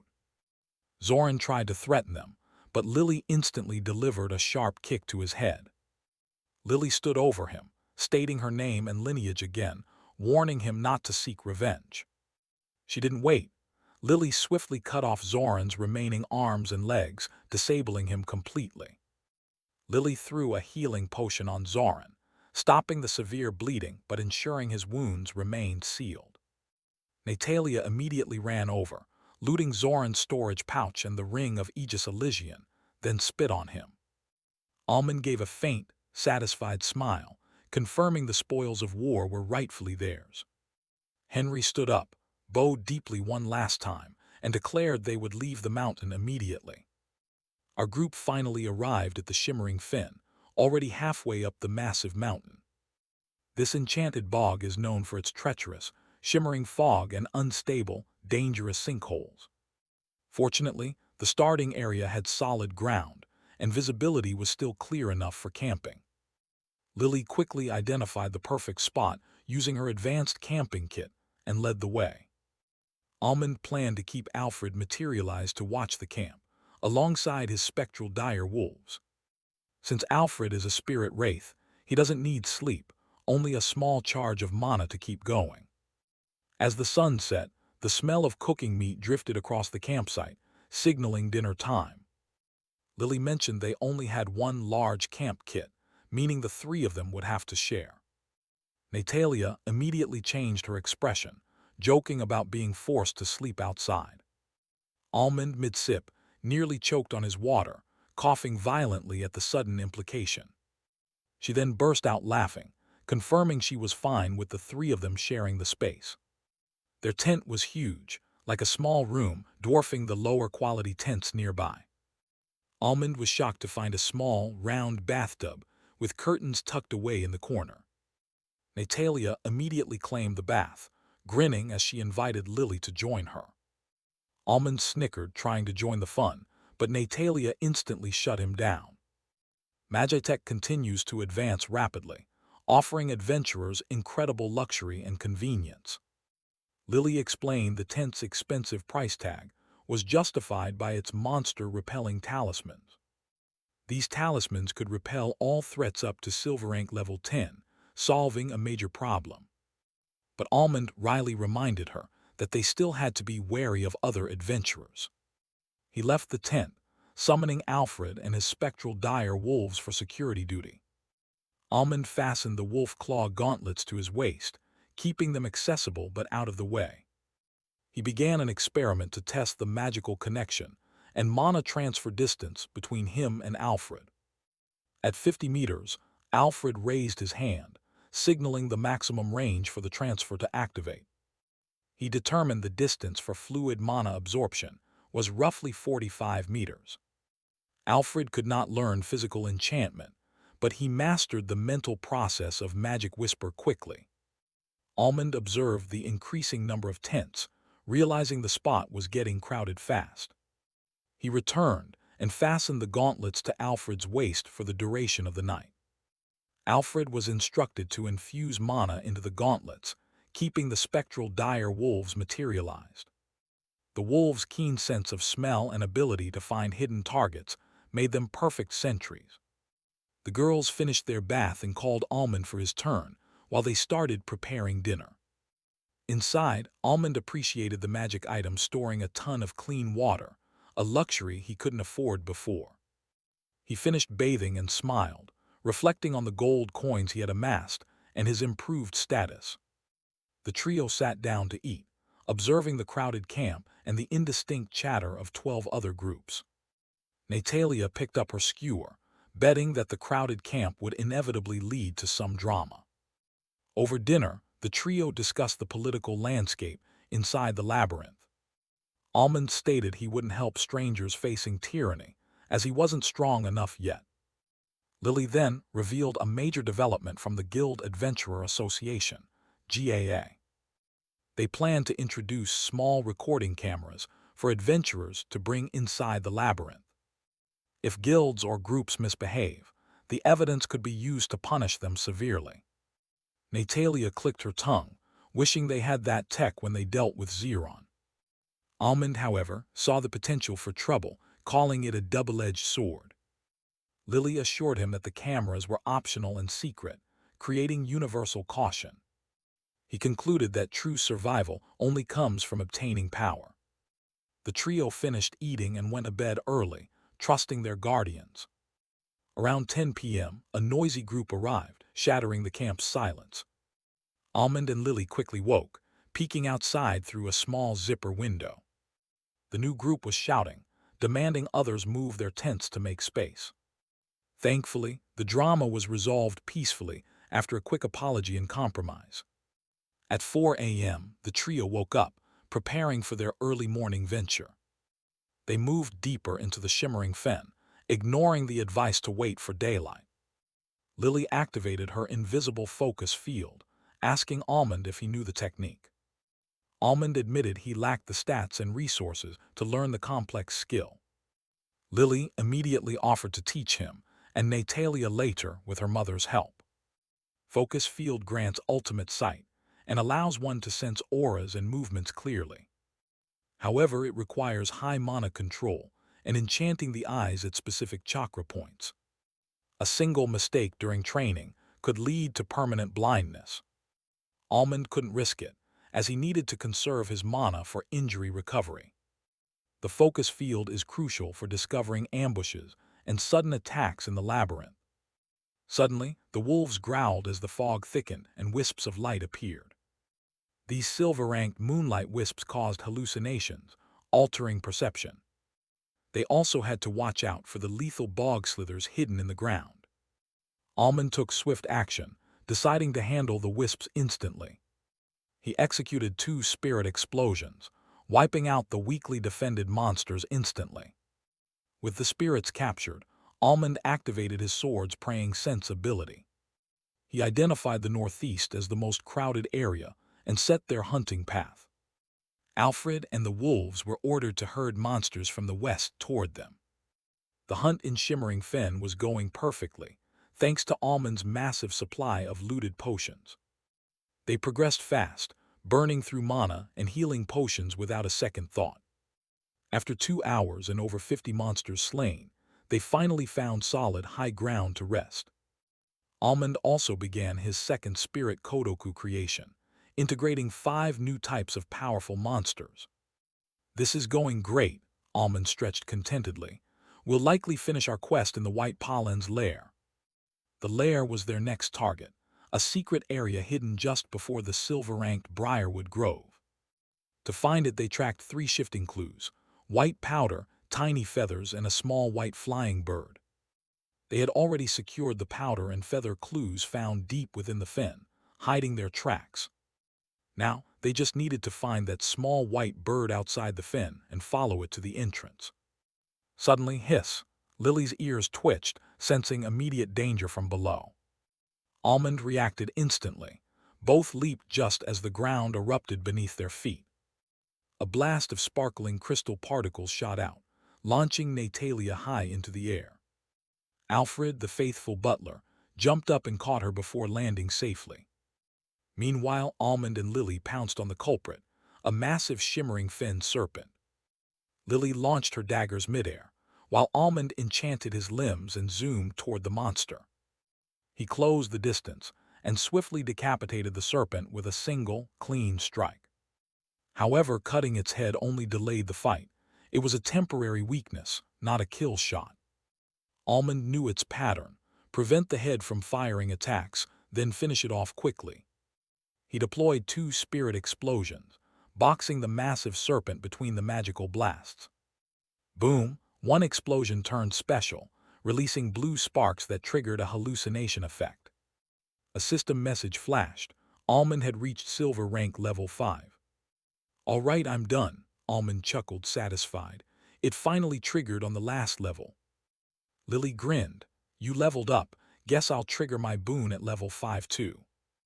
Almond glanced at the options, choosing to put away the level-up boon for later use.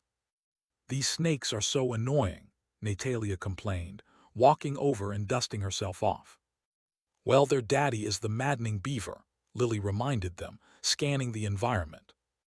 "Since you're the only silver rank 5 here, that field boss might come straight for us." "I hope it does," Almond replied, raising his sword and squinting at the sunlight catching the blade. "What are you staring at?" Natalia asked, tilting her head curiously as she sat down. "I feel something familiar when I swing my sword, but it's just out of reach," he mused. "It's like a wall is blocking me while showing and calling me for something attractive." After a full 15-minute rest, the group recovered their energy and moved out again. Soon after, Lily also reached silver rank level 5, and Alfred hit level 4. As they finished off a group of monsters near the edge of the fen, the ground began to tremble violently. "It's coming!" Natalia exclaimed, recognizing the unmistakable signal of the field boss's arrival. Almond immediately gave orders. Lily, I want to kill this one alone. I need the rare drop chances. He quickly scanned the surroundings, identifying 3 smaller enemy groups closing in on them. Alfred, take the wolves at 8 o'clock. Natalia and Lily clear the rest straight ahead. The massive, maddening beaver burst from the ground, its eyes locked onto the silver rank 5 adventurer. The field boss, thick, armored, and radiating dangerous vitality, stood ready for the final confrontation. Almond reviews the status window for the field boss, the formidable silver rank maddening beaver. He wonders if killing it solo and fast will significantly boost the chances of a rare drop. Thanks to spirit devouring, his stats are slowly climbing, preparing him for the challenge ahead. Almond locks onto the massive maddening beaver descending from the air, muttering encouragement. Before it lands, the beaver fires a deadly, 3-pronged claw projectile at breakneck speed. Almond doesn't flinch. He blasts off the ground like a crimson bullet toward the monster. He uses 20% of his stamina to slash the neck and instantly inject 2 ghastly syringes. Blood sprays from the deep neck wound as the syringes drain the beaver's vitality and mana. The enraged beaver attributes the sudden weakness only to the deep cut on its neck. Turning aggressively, the boss fires a barrage of sharp, compact mud bullets from its mouth. Almond manifests a huge, transparent glass-blaze shield, rushing forward through the bullets. He jumps high, tossing the now cracked shield right into the monster's line of sight. The beaver shatters the shield with its tail, aiming a fatal claw swipe at the airborne Almond. Almond smiles. He knows the monster will try to escape if its health drops too low. He uses a burst of mana for an air jump, skillfully dodging the massive claw strike. Right after the dodge, he triggers a spirit explosion directly behind his position. In milliseconds, a second shield appears beneath his feet to absorb the blast and act as a launch pad. The explosion hits the shield, propelling Almond forward at incredible, calculated speed.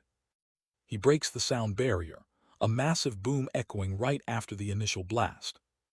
His sword, infused with 200 mana, suddenly extends with a razor-sharp crimson aura. Slash! The thick neck of the maddening beaver is instantly and cleanly severed. Almond lands hard, rolling several meters before smashing his head into a nearby tree. Dazed and bleeding from the impact, Almond questions the strange sword technique he just performed. He quickly injects a spirit syringe, instantly recovering from the headache and injury. A system notification praises him for the solo kill, rewarding him 10,000 gold and level 6. Almond absorbs the spirit of the fallen boss and sees a unique, glowing orb nearby. He picks up the glowing blue and brown orb, a rare-grade drop item. The rare item, earth-shattering gloves, has incredible defensive and offensive stats. Almond grins, realizing he can wear the gloves and still wield his primary weapons. Natalia rushes over, stunned by how fast the massive beaver's head rolled off. Lily, eyes sparkling with shock, immediately recognizes the technique, aura enfold. Almond strikes a solemn, Jedi-like pose and names it Super Blade Awakening. He swings again, but nothing happens, forcing him to admit he has no idea how he did it. Natalia and Lily burst out laughing at his dramatic failure and honesty. Lily calls him a box full of surprises and gives him a quick, thrilling kiss. Almond smiles back and reveals his own new surprise, the earth-shattering gloves. With the new earth-shattering gloves, the party's overall power grew significantly stronger. During their final exploration phase, Almond ensured he filled 5 spirit syringes before they left. Almond only leveled up once, but Natalia and Alfred both reached silver level 5. Leaving the shimmering fen behind, the group traveled west to a grove of snow almond trees. The grove was named for its beautiful leaves, which resembled snowflakes and had an almond color. Almond, Lily, and Natalia were resting on the grass after enjoying a hearty meal. Alfred, ever vigilant, sat on a thick branch keeping a careful lookout in all directions. Lily intertwined her fingers with Almond's, leaning her head comfortably on his shoulder. "The leaves have almost the same colors as your eyes," she murmured softly to him. Almond turned his head toward her, his mind half resting and half focused on Lily.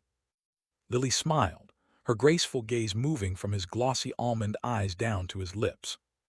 She stole a quick, smoochy kiss, causing Natalia to dramatically roll her eyes at the sound. "I feel like something good is filling up inside me because of you," Almond confessed. "It must be your love pool," Lily replied with a mischievous grin. "I am filling it up." Natalia muttered sadly, "My love pool is empty," before asking Lily a serious question. "What did you actually see in him, especially when he was still freaky with his skills?" Almond felt a slight sting, but was genuinely curious about her initial attraction. Lily asked, "Do you believe in chemistry between people, that attractive force of instinct?" Almond realized, was it my innate talent attracting her? He felt a sudden sad realization. "I don't believe in it, but I think it exists," Almond answered honestly. "I think too much to accept it." Lily gently adjusted herself, laying her head against his chest, their faces inches apart. Almond's heart started pounding, their pulses quickening in a synchronizing rhythm. "I believe in following my instincts, in the chemistry that feels right," she whispered. "When I met you, I felt that connection. You were guarded, but I saw the incredible drive in you." Natalia snickered, observing, "That's why nobody knows her true self, except us and her parents." Lily continued, "When you thought about killing us, I felt that conviction to survive. That desire was super attractive and caused a chemical reaction in me like no other." Almond realized it wasn't his talent, but her instincts seeking his genuine self. Lily smiled, satisfied, as if her instincts had just received delicious sustenance. "I knew if I showered you with affection, we would work out, and you took the step too." Almond felt grateful and amazed, realizing this was a lucky coincidence, perhaps fate. "Thank you, Lily." Almond passionately kissed her, absorbed in the moment for several seconds. Natalia coughed loudly, interrupting them. "Come on, you're making me jealous." Almond and Lily chuckled, but Almond noticed Natalia's eyes were actually watering. "We won't hurt you anymore," Almond promised sincerely. "We understand what love feels like now." Natalia sniffed, wiping away her tears and pouting, "I am heartbroken." The two dunces finally understood their friend, whose heart was completely broken. "I'm sorry, my candy," Lily said, pulling Natalia into a warm hug. Natalia responded with a muffled sniffle, "Lick me." Almond and Lily exchanged confused glances, ending the intense emotional exchange awkwardly. After a brief rest, Alfred suddenly alerted Almond to the appearance of the target bird. The clues they found earlier pointed directly to this specific area of the snow almond grove. Following the bird's erratic, zigzagging path led them upward for 20 minutes. Finally, the bird flew toward a muddy pond surrounded by tall grass and dove straight down. "Damn, so it's under there. We'll have to get muddy," she grumbled. But the reward, a random rare-grade item, made the dirty work absolutely worthwhile. Almond quickly instructed Alfred to scout ahead and find the hidden passage. Alfred dove into the pond, and moments later, Almond received a magic whisper confirmation. "Found it. I've created a mana trail for you to follow," Alfred reported. The trio jumped into the cold, thick pond, following the guiding string of mana into the darkness. Thanks to physical enchantment, Almond and Lily cut through the mud easily. They both held Natalia's hand, pulling her along since she lacked the necessary strength enhancement. They quickly reached the passage, met Alfred, and cleaned up using their water bags. "Let's go straight for silver level 5 monsters and above," Lily declared, ready for action. They soon arrived at the entrance of a massive cavern, stopping immediately at the threshold. The cavern was the lair of the white pollen, known for its strange white snakes and lynxes. Almond grabbed his sword, confirming this area likely housed lower-level monsters. He consumed mana, activating Praying Sense to scan the location for all hidden threats. The plan was simple: Make a straight dash 65 meters across the cavern floor to the next passage. It'll be faster if I carry you, Lily stated, preparing for the sprint. Almond took the lead, ready to handle any monster they couldn't bypass instantly. Alfred, you run behind Lily and Natalia, acting as our dedicated rear guard. With the position set, the group sprinted into the tall grass, moving in perfect formation. Knowing exactly where the hidden threats lay, Almond used Magic Whisper to guide their movements. Jump high, cross 6 meters at once, Almond commanded as he approached the first cluster. Lily powered her legs, leaping even higher and further while carrying Natalia. However, the sudden movement alerted 2 white pollen tigers, which pounced aggressively at Lily's back. Just as they attacked, Alfred appeared swift and composed, intercepting the ferocious beasts. His fiery sword slash instantly cut down both tigers, securing the group's rear. The group continued their breakneck dash, Almond expertly bypassing all remaining monsters in the fog. Reaching the unknown zone, Almond signaled for a final maximal jump. Full power jump 15 meters, better than rushing through the last stretch. Almond launched himself, soaring over the remaining distance and landing perfectly at the passage entrance. Lily and Natalia followed, but the double weight caused a dangerous shift in Lily's midair balance. Instinctively, Lily shoved Natalia toward Almond, changing her angel mid-flight. Almond quickly reacted, catching the surprised and airborne Natalia just as Lily landed safely. Alfred arrived right behind, herding the pursuing white pollen monsters into the narrow passage entrance. Inside the cramped space, the monsters couldn't move freely or utilize their dangerous paralyzing poison effectively. The trio easily dispatched the high-level white pollen tigers and snakes without suffering a single hit. "We got a drop," Natalia exclaimed, holding up a small, glowing item. Lily inspected the new uncommon grade item Natalia acquired, a powerful serpent curse wand. This wand was potent, offering a 50% chance to put targets to sleep and paralyze them for 2 seconds. Almond smiled smugly, realizing the paralysis effect would even work on high-level boss monsters. Lily confirmed the wand was a perfect drop, having maxed out its possible uncommon grade perks. Almond chuckled wryly, noting how his rare grade sword offered no stat perks, unlike common gear. Natalia was thrilled with her upgrade and eagerly stored her old wand, ready to continue forward. The chance of getting monster drops was incredibly low, making every single find valuable. After 100 meters, the party arrived at a massive cavern, their new hunting ground. Before starting, Almond sat down with a smirk.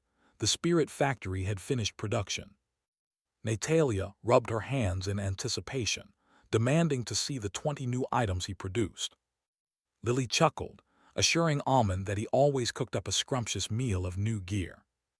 Almond waved his hand and the new gear materialized: arrows, spears, bombs, and crystals. Lily gasped. The factory had somehow managed to craft a highly sought-after rare-grade item. The rare item, the shimmering trap, was a thick ring made of shining serpent scales. Its effects were deadly, turning a 5-meter radius into a deep, pulling bog covered in thick fog. Almond grinned, noting that the trap looked innocuous, like a simple dropped item. Next, Lily quickly moved her gaze to the 5 bog slither arrows, finding them extremely useful. These uncommon arrows could ensnare targets with vines, the number dependent on mana infusion. Natalia happily waved her crossbow, ready to test out the powerful new ammunition. Almond laughed, confirming that he could easily repair the arrows using a single monster spirit. The party quickly split the 5 arrows, with Natalia claiming 2 for her crossbow. Lily took the remaining 3, carefully placing them into her specialized storage quiver. Almond then presented the Moonlight Crystal, an item he considered the most useful. It could illuminate a 50-meter radius and discover monsters within 10 meters for a full hour. Natalia was amazed, noting that this crystal far surpassed any standard magic torch sold in the market. However, Almond Riley reminded them that the crystal was incredibly fragile and easily destroyed. He suggested protecting it with a tough glass cube, like a miniature display case. Since they lacked the casing, they decided to store the fragile crystals for later use outside the labyrinth. Finally, they reviewed the wispy illusion bombs, perfect for tactical retreats or confusing large groups. With their new gear secured and strategies set, the trio prepared to enter the cavern's depths. First, we check out the new loot, the wispy illusion bomb. It uses a bit of mana to explode, dizzying enemies with hallucinations for 2 seconds. Not bad, useful against other adventurers, Lily noted, moving to the next item. The shimmering serpent's fangs are deadly, dissolving into lethal acid and fast-acting poison. Finally, Almond revealed the specs for the powerful shimmering spine spear. This 2-day item grants +2 strength and a massive 50% piercing power boost. Almond grinned, deciding this would be their spectacular opening attack. He grabbed the spears and moved silently to the edge of the dark passage. Activating praying sense, Almond's eyes widened, seeing the world in perfect clarity. The cavern stretched out, an underground forest bathed in eerie, bluish light from luminescent fungi. A crystalline river flowed through the middle, its waters faintly glowing, concealing movement in the thick grass. Jagged rock formations were wrapped in vines, and the thin fog swirled low to the ground. Shadows darted quickly between the trees, their monstrous forms indistinct in the pale light. Almond pinpointed the exact location of every single monster within 50 meters. He took a powerful spear-throwing position, exerting his full physical strength. Using physical enchantment, the ground beneath his feet slightly cracked from the sheer force. Then he attacked.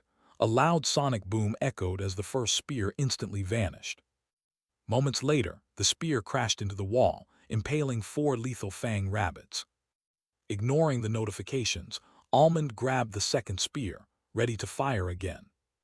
Boom, the second spear shot out, piercing a white Poland tiger and 2 snakes. He leveled up. Almond immediately grabbed the final spear, moving even faster. The final spear struck 3 monsters squarely in the head, splattering a centipede. After 10 seconds of pure exertion, Almond relaxed, visible steam rising from his body. Natalia was utterly speechless, her mouth hanging open in complete shock. "Wonderful attacks," Lily grinned. "Cool down, darling, we'll take the field now." Almond laughed and sat down, instructing Alfred to summon the spectral wolves. Lily told Natalia to hurry before jumping high, shrouded in speed and invisibility. She moved like the wind, her daggers cleanly cutting off 5 monsters' heads instantly. Natalia joined the fray, while Alfred and his wolves engaged in a different area. Almond meditated, gathering his spirits to quickly recover his mana and stamina. He realized his stamina was not keeping up with his overwhelming strength stat. Using his full physical power consumed a massive amount of stamina, just like high-grade skills consume mana. Almond decided to dump 11 of his unassigned points directly into stamina. 30 seconds later, he was fully recovered, boosting both his max pool and recovery rate. He jumped back into the fray, heading towards the far western side of the cavern. A white Poland tiger and a lethal fang rabbit lunged at him in a synchronized pincer attack. Almond grinned, raising his sword. Let the dance with the blade begin. Almond struck the white Poland tiger first, his black sword slicing through the air with deadly precision. His momentum barely slowed before he pivoted, instantly targeting the lethal fang rabbit. These rabbits were terrifying, able to pierce common shields and inject fast-acting poison. But staying clear of their close-range attacks made them manageable for the skilled adventurers. Natalia, aided by the summoned wolves, used her new wand and Willoughby crossbow efficiently. Alfred, Lily, and Almond fought solo, utilizing their diverse skill sets with perfect proficiency. They were all spread out in this forest-like cavern, gaining invaluable experience in their first labyrinth run. Almond continuously devoured spirits mid-combat, ensuring he kept his spirit pocket fully stocked at all times. He gained boosts in strength, stamina, perception, and focus from the various pollen monsters. After 20 grueling minutes, the battle concluded, punctuated by the occasional chug of a mana potion.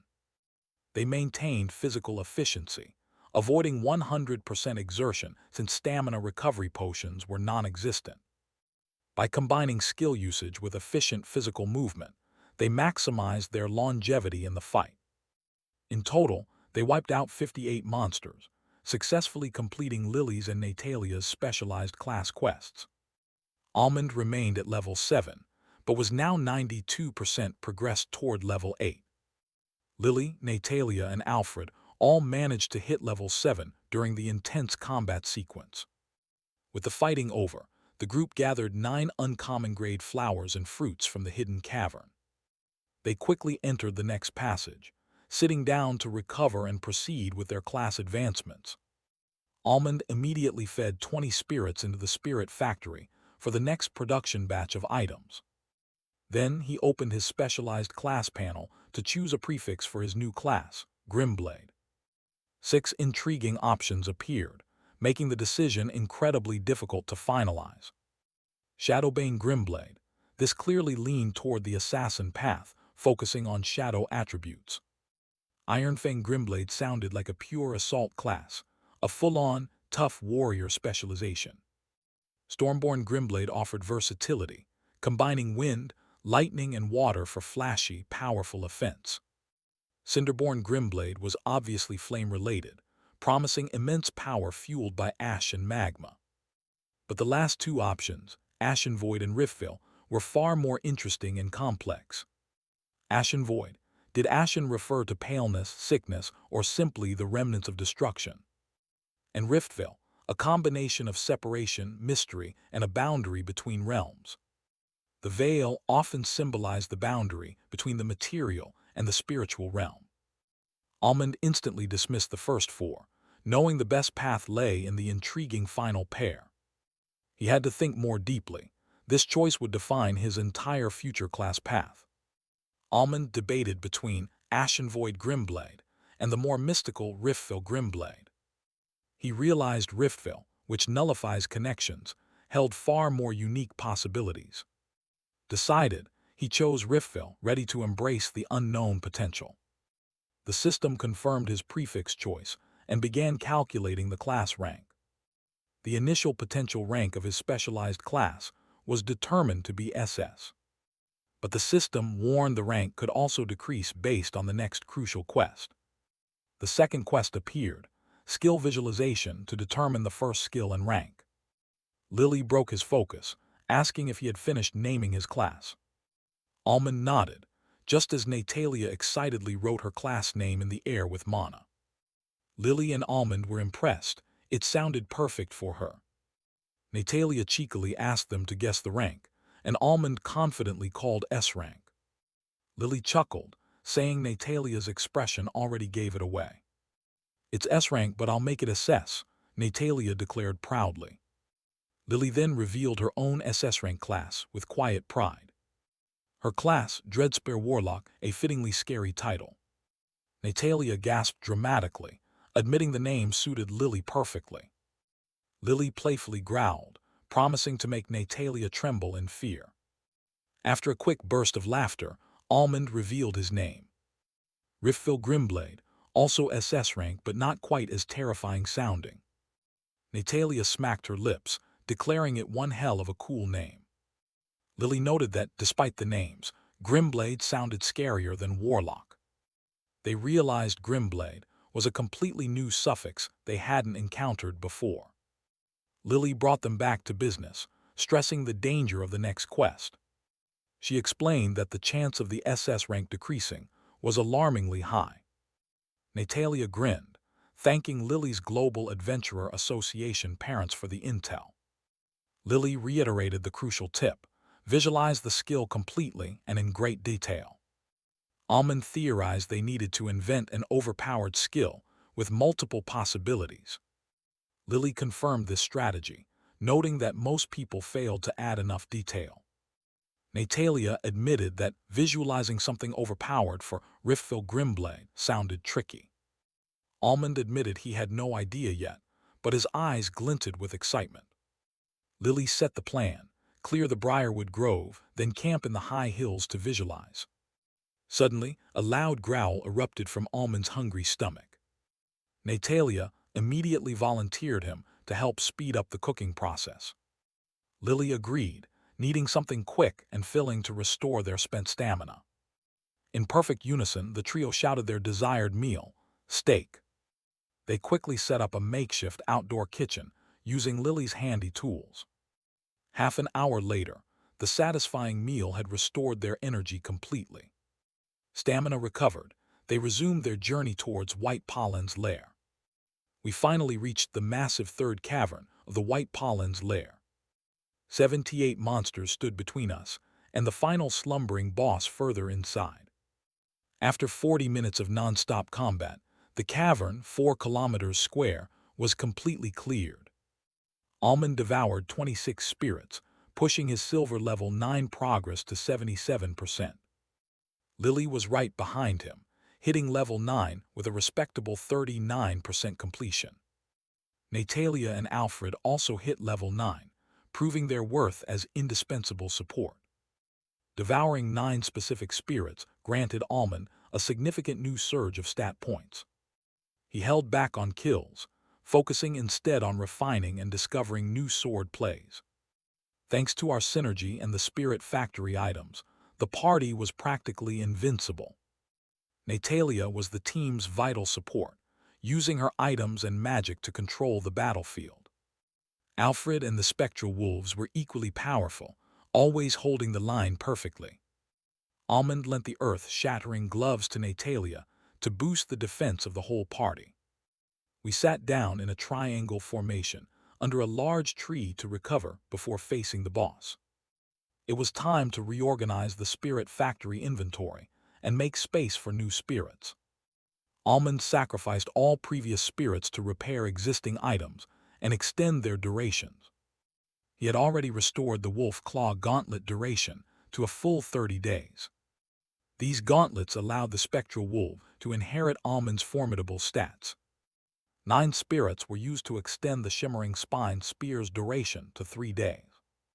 15 more spirits extended the Bog Slither Arrow's usage for 3 days. He also secured the duration of the Sturdy Glassblaze Shield for 3 days. Fortunately, the 3 rare Moonlight Crystals didn't require any duration maintenance. Almond saved the 2 one-time use Shimmering Serpent's Fangs specifically for the boss fight. The single rare-grade Shimmering Trap was put into secure storage for later use. The rest of Lily and Natalia's customized gear was already set for 10 days. Right after they settled down, Almond heard the sweet, familiar sound of a notification. The Spirit Factory had produced a fresh batch of interesting new items. Only one of the new products was a one-time use consumable, which was a good ratio. Before he finished reading, another exciting notification chimed from his spirit pocket. "Hey party, it's finally time we get one more member," Almond grinned widely. Lily and Natalia immediately leaned in, curious about the new companion. A swirl of mystical, colorful smoke gathered rapidly in the center of their triangle. "It won't be humanoid since there were no human spirits inside, right?" Lily murmured. Natalia grumbled about the mischance to kill the villain Zoran earlier. Half a second later, they saw a monstrous chimera unlike anything they had encountered. A chimera type, huh? Lily's eyes glinted with professional curiosity. "It looks scary as hell," Natalia winced, slightly unnerved by the appearance. The creature had 4 wiggling, snake-like arms with venomous mouths instead of hands. Thick mantis legs, furry bee wings, and pulsing crystal orbs completed the horror factor. All right, this is one hell of a creepy thing. No wonder it's called a spirit wraith. After naming it, Almond quickly pulled up the status screen to share the details. First up, Almond checked the stats of their new silver rank spirit wraith, the Chimera Viper Fiend. "Whoa, what a monster," Natalia exclaimed. "Those quirks are so useful, why don't we have those?"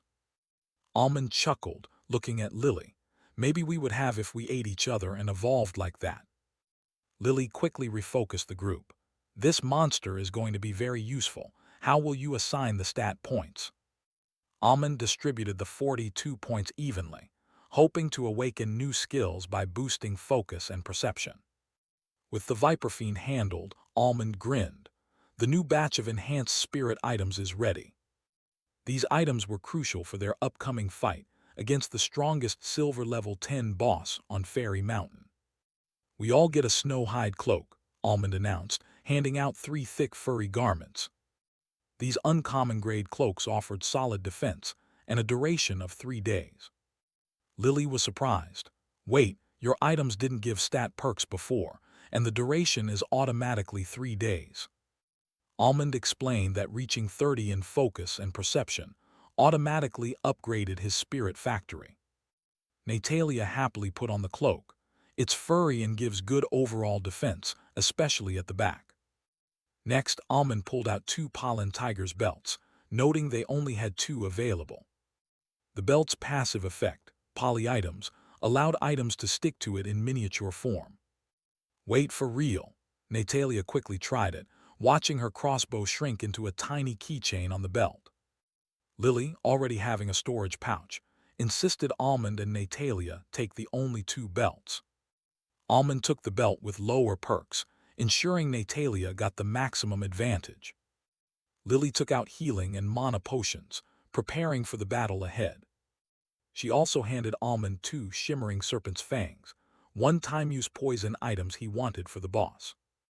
Natalia wanted specific arrows, but Almond had something much better, 3 quivers. The white dust venom quiver could generate 2 types of venom arrows using mana infusion. Crazy item. Almond gave Natalia and Lily the quivers with the best perks. Next were the white pollen charm rings. Almond had 4, enough for Alfred too. The rings offered focus and stamina perks, along with charm and magic shield effects. The charm effect is useless, but the magic shield is pretty good, Natalia noted. Almond tested the shield, infusing mana to generate a meter radius magical barrier that moved with his thoughts. Lily was impressed by the quick, hands-free activation of the protective shield. Almond quickly distributed the rings, giving Alfred and Natalia the ones with the better stats. What's next? Natalia eagerly asked, rubbing her palms together. Almond revealed the white dust carapace armor, a heavy plate meant for Alfred and Natalia. A mage with that armor looks funny, Lily chuckled, finding the contrast amusing.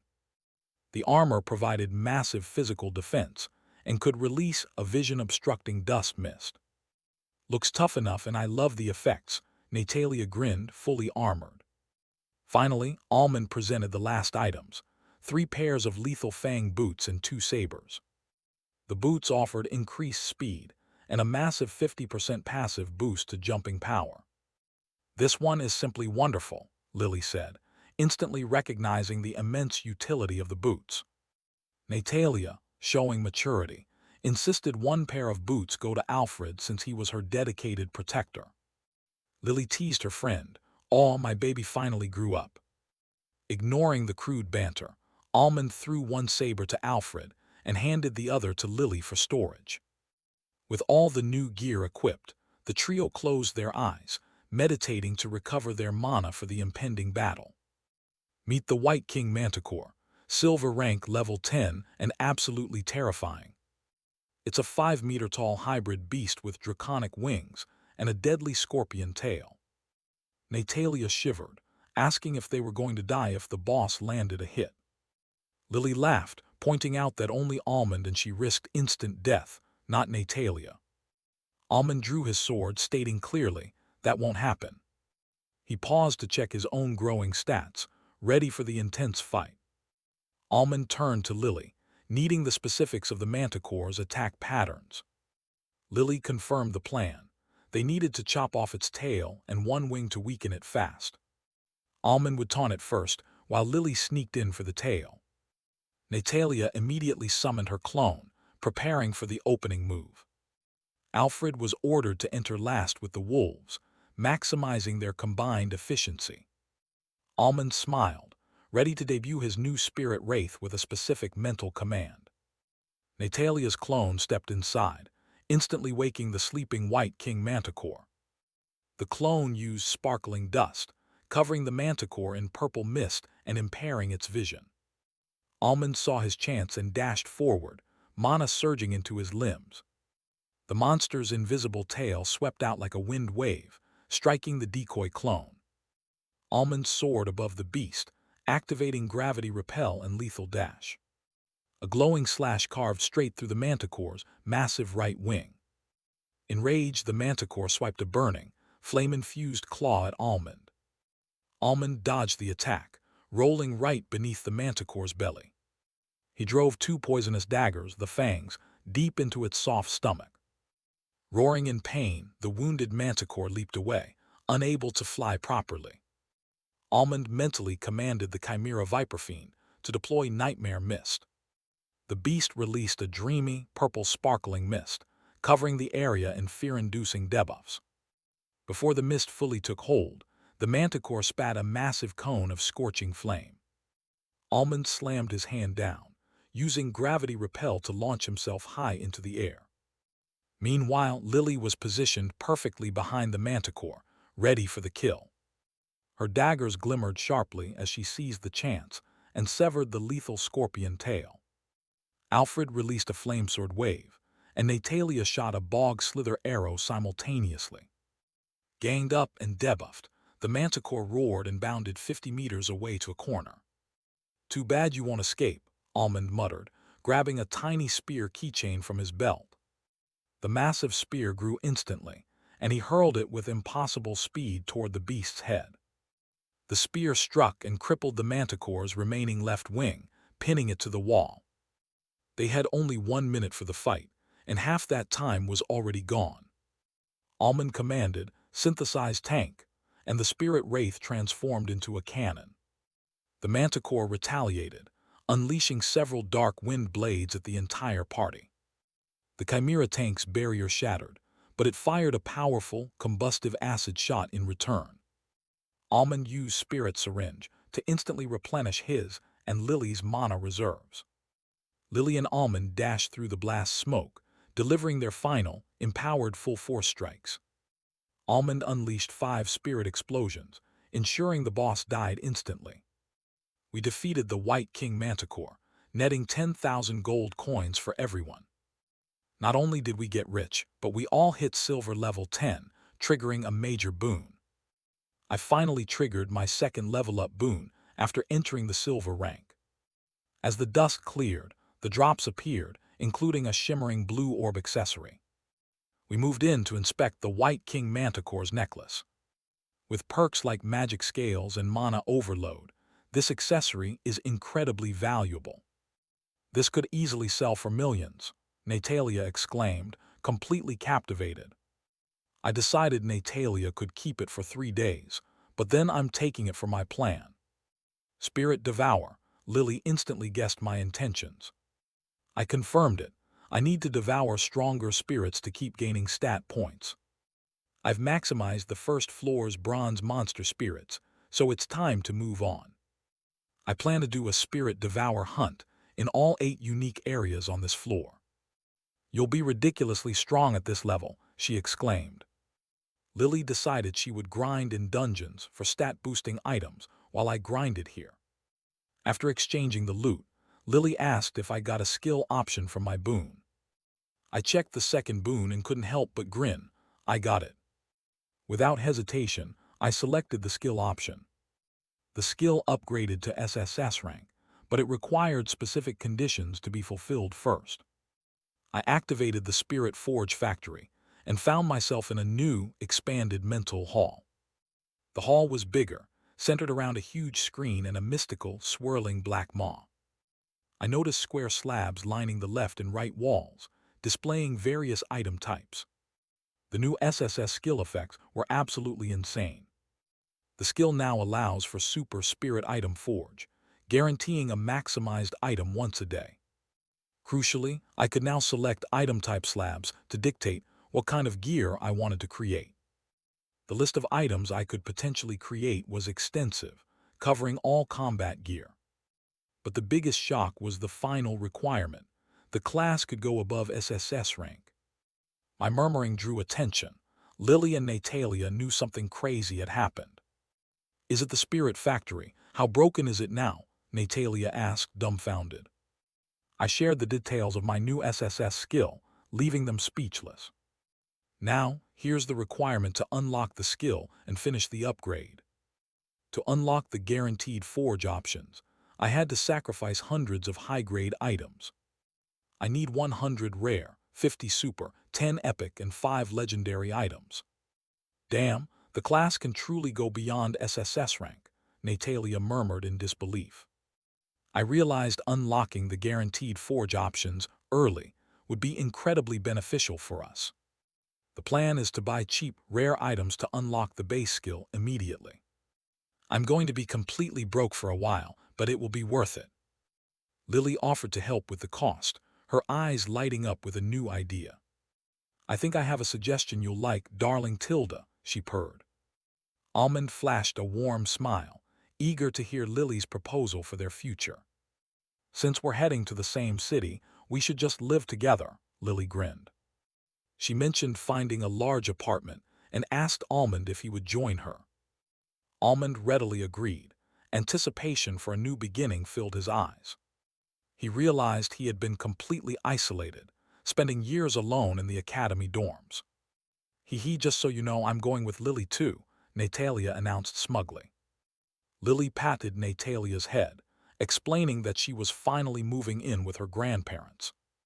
Natalia hugged Lily tightly, thanking her for making the family reunion possible. Almond decided it was time to move. They needed to recover before the next area. The trio began walking out of the lair, spirits Alfred and Chimera leading the way. Almond mentally tallied his new boss spirits, planning to use them for the spirit Kodoku. "That is going to be one hell of a crazy spirit wraith," Natalia exclaimed, grinning. Lily brought up a serious point. Almond was powerful enough to join a top guild. Almond's eyes glinted as he remembered his past life as a weak D-rank support. But with his new power, Almond decided that joining a guild was not the right move. "Yo, boss, are you planning to create your own guild instead?" Natalia asked. Almond explained the rules. Creating a guild required platinum and gold rank members. Lily leaned closer, extremely curious about what his actual master plan was. As Almond finished detailing his strategy, the party finally walked out of the lair. Natalia's eyes glinted, admitting it was a seriously brilliant strategy. Lily agreed, noting that many youths desperately needed a better start as adventurers. Almond admitted the death toll was rising, and his spirit forge skill could help others. "Lord Almond Banzai," Natalia cheered, envious of his powerful spirit class. Lily watched Almond, resolving fiercely that she would not be left behind by him. They reached the disgusting swamp wall, ready to get muddy and smelly once more. Natalia gagged, complaining that the rancid smell was far worse than just mud. Lily Riley explained that the swamp was a chemical mix of mud and aquatic plant growth. Almond commanded Alfred and Chimera Viperfiend to go up and set up the retrieval hook. Alfred and Chimera ascended swiftly, their snake arms stretching back down the passage. The trio grabbed the arm and were swiftly pulled through the mud pond to the surface. After using their stored water to clean up, the party continued moving towards Briarwood Grove. Along the way, Almond killed 2 new silver-level monsters to test Spirit Devour. He was disappointed to find that devouring level 4 and 5 spirits yielded 0 stat points. Lily noticed his frustration and confirmed that he hadn't gained any stats from the kills. Almond realized he must test level 6 or 7 monster at Briarwood Grove next. He zoomed in on the map, pointing out a famously deadly hidden boss at Frostbite Cliffs. Lily grinned ferociously, stating that their party could easily defeat that hidden boss. Natalia was startled, asking if such a powerful boss actually existed on the mountain. Almond explained that the danger wasn't the boss, but the lethal climb to reach it. "We have arrived," Lily announced, as the strange, prickly briarwood grove stretched before them. The party entered the briarwood grove, a dark area overrun by dangerous, poisonous, thorny flora. Fortunately, the chimera viper fiend was leading the way, clearing thorns and neutralizing hidden traps. Being resistant to poison, the viper fiend made quick work of the thornwalkers and other local pests. After the first kill, Almond quickly devoured the silver level 6 monster spirit. He tested the limits again on a level 7 spirit, confirming his suspicion. It seemed levels 6 and 7 only granted half a stat point per monster type, but it was still worth the effort. Since they had already reached the max level on the first floor, they chose the shortest route out. Almond started optimizing his stats, devouring a level 6 Gloomblister Shroom Spirit for perception. Next, he consumed the level 7 Shroom Spirit, gaining 0.5 mana. A level 6 Briarweb Spider Spirit was quickly devoured for focus. Finally, the level 7 Spider Spirit gave him the last stat point for health. An hour later, the group successfully left the Briarwood Grove, heading toward the Frostbite Cliffs. But first, they had to deal with the field boss, the silver level 10 Wandering Fairy. The fairy was a tough mage, but if isolated in a barren area, she could be easily defeated. They spent over 40 minutes stalking the boss, waiting for the perfect opportunity to strike. Finally, the wandering fairy drifted toward a patch of rocky terrain, putting her at a disadvantage. The battle began immediately with Chimera Viper Fiend, unleashing Nightmare Mist. Caught off guard, the fairy started to cower, attempting to escape instead of fighting. But there was no escape. Lily immediately shot a bog slither arrow. The arrow quickly ensnared the fairy in thick, magical vines, freezing her movement for Natalia's debuff. In half a second, Almond closed the distance using gravity repel, aiming his sword at the fairy's neck. The head was severed, but this boss had tricks up her sleeve. The fallen head produced vine threads. The ground cracked as the vines formed a massive, rocky golem body around the head. The Chimera Viper Fiend countered instantly with Viperfang shot, blasting 4 snakehead orbs. Alfred followed up with an icicle spear shot, freezing and immobilizing the golem's legs to the ground. Lily and Natalia focused on the original headless body, which was still capable of fighting. Almond launched a devastating full-powered sword attack on the golem body. Lily stabbed the headless body in the heart, while Natalia destroyed its flying wings with light pebbles.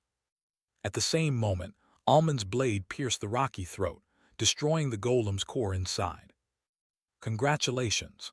The Wandering Fairy field boss was defeated, yielding 10,000 gold to each member. Let's see if we got a rare grade drop, Natalia grinned excitedly. Nope, just 5 materials.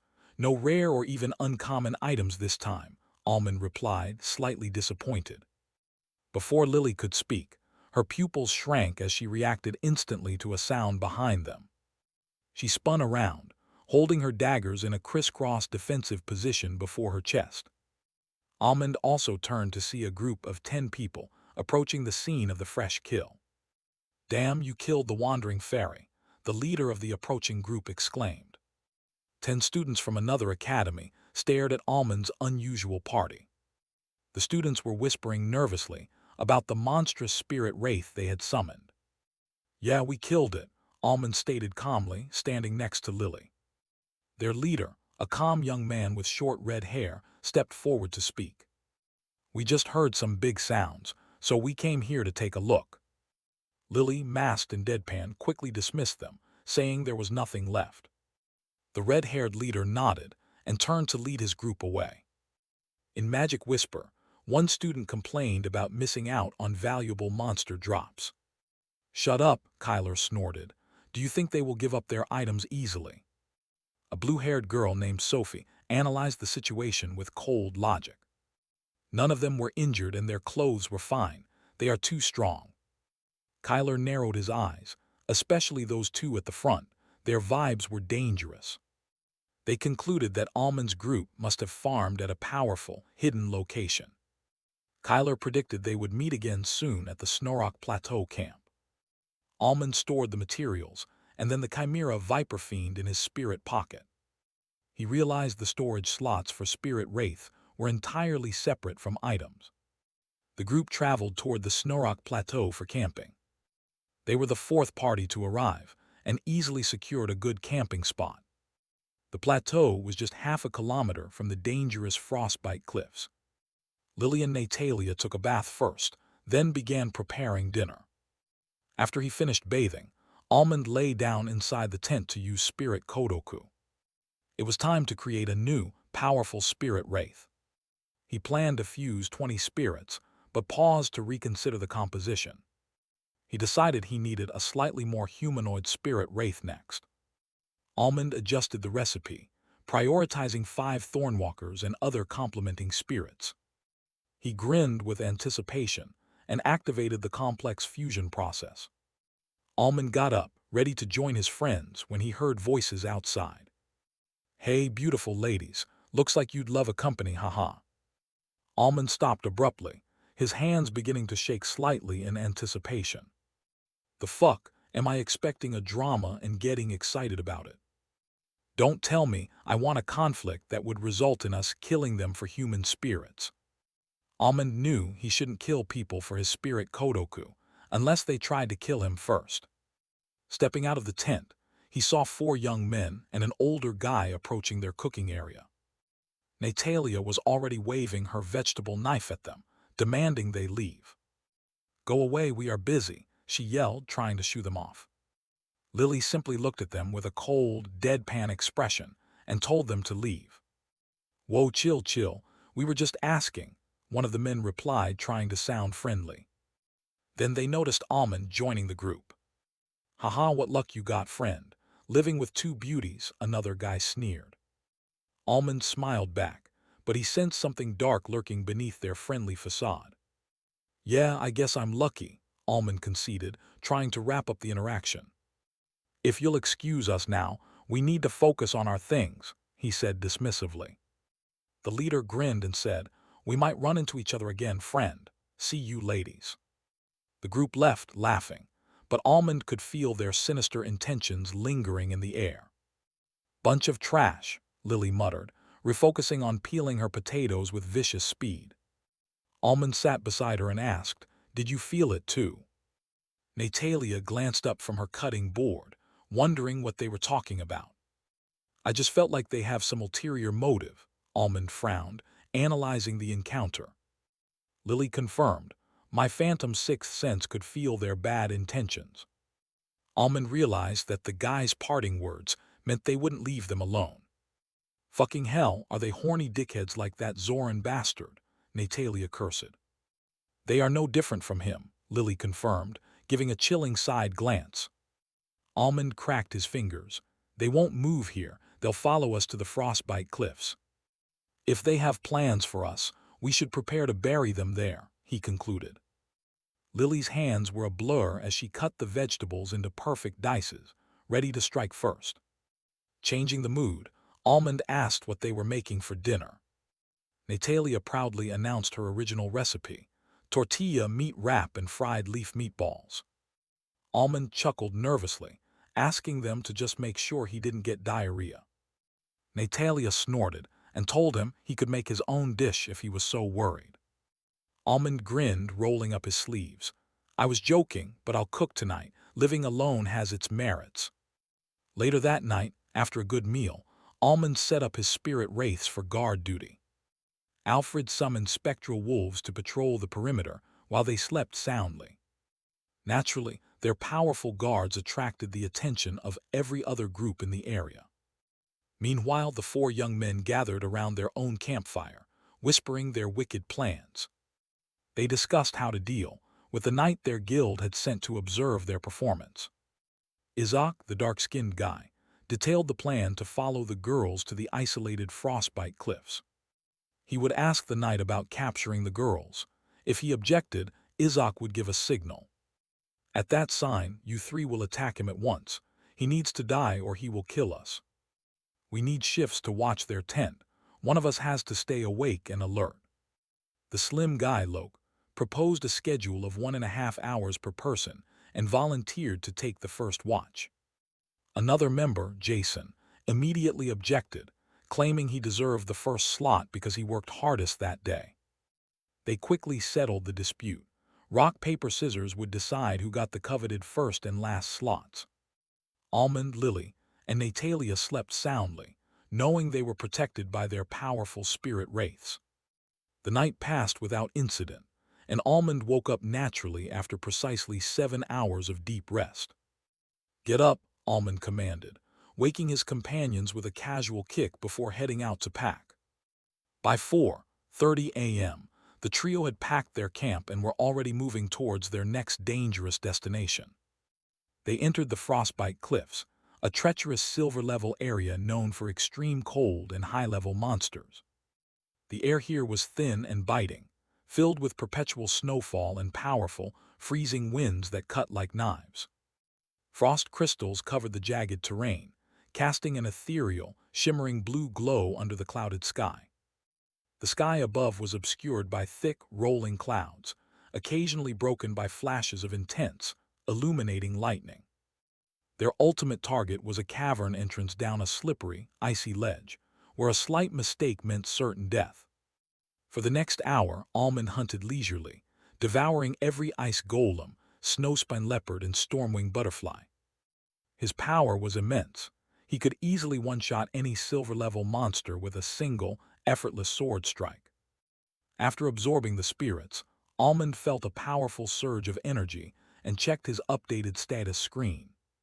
He had gained stat points equivalent to leveling up 6 times, pushing his physical stats past 40. Reaching 50 in focus and perception would unlock the ability to pinpoint chakra points and deeply comprehend skills. Unbeknownst to them, the 4 adventurers from the campsite were trailing 70 meters behind. The group leader, Jason, admitted the trio was strong, relying entirely on their heavy-armored knight companion, John. The knight John chuckled faintly, a dark, calculating glint flashing in his eyes that went unnoticed by his allies. "Who controls those powerful summons?" asked Izak, the dagger user, looking worried and tense. Jason confirmed the target was the man in the black coat. Eliminating him would neutralize the spirit wraiths. They decided to leverage the knight's unique skills to formulate a complex ambush strategy against their target. Since the target was moving fast, they chose a detour path, skipping monster hunting to get ahead for the ambush. Eager for the attack, Jason led his team off the main path and into the deeper, snowy terrain. 20 minutes later, they were positioned 60 meters away, hidden behind a massive boulder on the left flank. The knight John narrowed his eyes and quietly confirmed the final, lethal attack sequence for the ambush. The plan, Izak and Roderick rush Almond, followed immediately by Jason's powerful class skill, Meteor Arrow. Loke the mage was instructed to observe the initial chaos and then react with offensive or defensive spells. John activated his skill, Warrior's Blessing, enveloping Izak and Roderick in a powerful, strength-enhancing golden glow. Izak with twin daggers and Roderick, with a longsword, immediately dashed out of hiding toward their target. "Let's fucking do this," they yelled, beginning the calculated ambush against the unsuspecting Almond. The party was walking leisurely through the deep snow and biting wind, completely unfazed. Suddenly, an arrow shot out of the woods, aimed right for Almond. He reacted instantly, striking the projectile with impossible speed, causing it to explode just above him. The concussive blast still injured him slightly, making his ears bleed and his vision swim. Those damn rats! Alfred and Lily didn't wait. They instantly spotted 2 assassins darting through the dense trees. Meanwhile, the archer, Jason, turned to his leader, John, only to see him plunge a mace into their comrade, Loke. John smirked, saying the timing didn't matter. Those 2 idiots won't last anyway. Before Jason could fire, John covered himself in a bronze glow and slammed into him. Calling him trash, John finished the job by crushing Jason's head under his glowing boot. As for the other fight, Roderick was instantly decapitated by Lily's blinding daggers. Alfred, the butler, effortlessly disarmed Izak by severing his arm. before cutting the screaming man into two pieces. Talk about overkill. Almond, having stabilized himself with a spirit syringe, walked over, recovered from the blast. Natalia looked deeply disgusted by the carnage they had wrought. Lily pointed ahead. We still have the one who shot the arrow. Almond dashed forward, and soon found the man standing with both hands raised in surrender. John confirmed he was the executioner. Almond quickly captured the new human spirits. Almond asked why the group's knight killed his own comrades. John explained they were disgusting trash who had assaulted women and planned to do it again. Lily realized John had simply pretended to agree to their plan so he could kill them all safely. John introduced himself as John Lancaster, vice president of the Death Angel Guild. Natalia sneered that those assholes got exactly what they deserved. Almond was happy about the fresh supply of human spirits for his syringes. They continued the journey, fighting a couple more monster groups, allowing Almond to top off his stock. 10 minutes later, they arrived at a massive cliff edge, overlooking a strange and vast new territory below. Almond pointed toward the dark clouds far away. Fallen Monastery Town is 10 kilometers below that patch. Natalia looked down the sheer drop, immediately backing away in terror. This is damn scary. Almond decided on the middle ledge to the right, relying on Viper Fiend for the descent. Lily volunteered to go first, planning to use her daggers to anchor herself into the icy wall. Natalia worriedly told Lily not to fall, adding a typical inappropriate joke. Lily just rolled her eyes. Viper Fiend, Almond summoned, wrapped a serpentine arm around Lily's waist. She immediately jumped off the cliff without hesitation, causing Natalia to scream in shock. Lily swung toward the wall, expertly stabbing her daggers into the ice to stop her momentum. Almond chuckled, commanded Viper Fiend to support him, and jumped off right after her. Natalia shouted down that she was fine staying put, insisting they could handle the boss without her. But just as she finished speaking, her feet slipped, and she tumbled over the edge with a horrifying scream. Viper Fiend was quick. A third serpentine arm shot out, catching Natalia midair and slamming her against the icy wall. Almond and Lily landed safely on the ledge, only to see Natalia dangling, battered and miserable. The poor girl was covered in tears and frozen snot as the biting wind struck her. Lily offered a hand. "Come on, baby, Mama will lend you a hand." The party navigated the cave passage for 50 meters until they reached the massive, icy cavern. In the center, a gigantic 10-meter-tall frostfeather harpy was resting, its frosty wings curled around its body. The moment they entered, the hidden boss woke up, shrieking sharply as ice pillars erupted around her. The harpy flew into the air, but Almond was already grinning. "You know the plan. This will be our quickest boss fight." Almond, Alfred, and Viper Fiend immediately rushed forward to draw the harpy's full attention. Alfred and the unseen Viper Fiend launched their long-range skills simultaneously. Almond hung back on the flank, taking a quick recovery potion while observing the monster's movements. Meanwhile, Natalia and Lily supported the attack from the rear with a crossbow and a bow. Lily then activated her recently acquired class skill, Phantom Moon's Edge. She fired 2 arrows, one enhanced by a 100% penetration and 50% damage boost. The second arrow dissolved into a hazy white vertical slash of pure, penetrative light. The ghostly slash struck true, slicing cleanly through the harpy's massive right wing.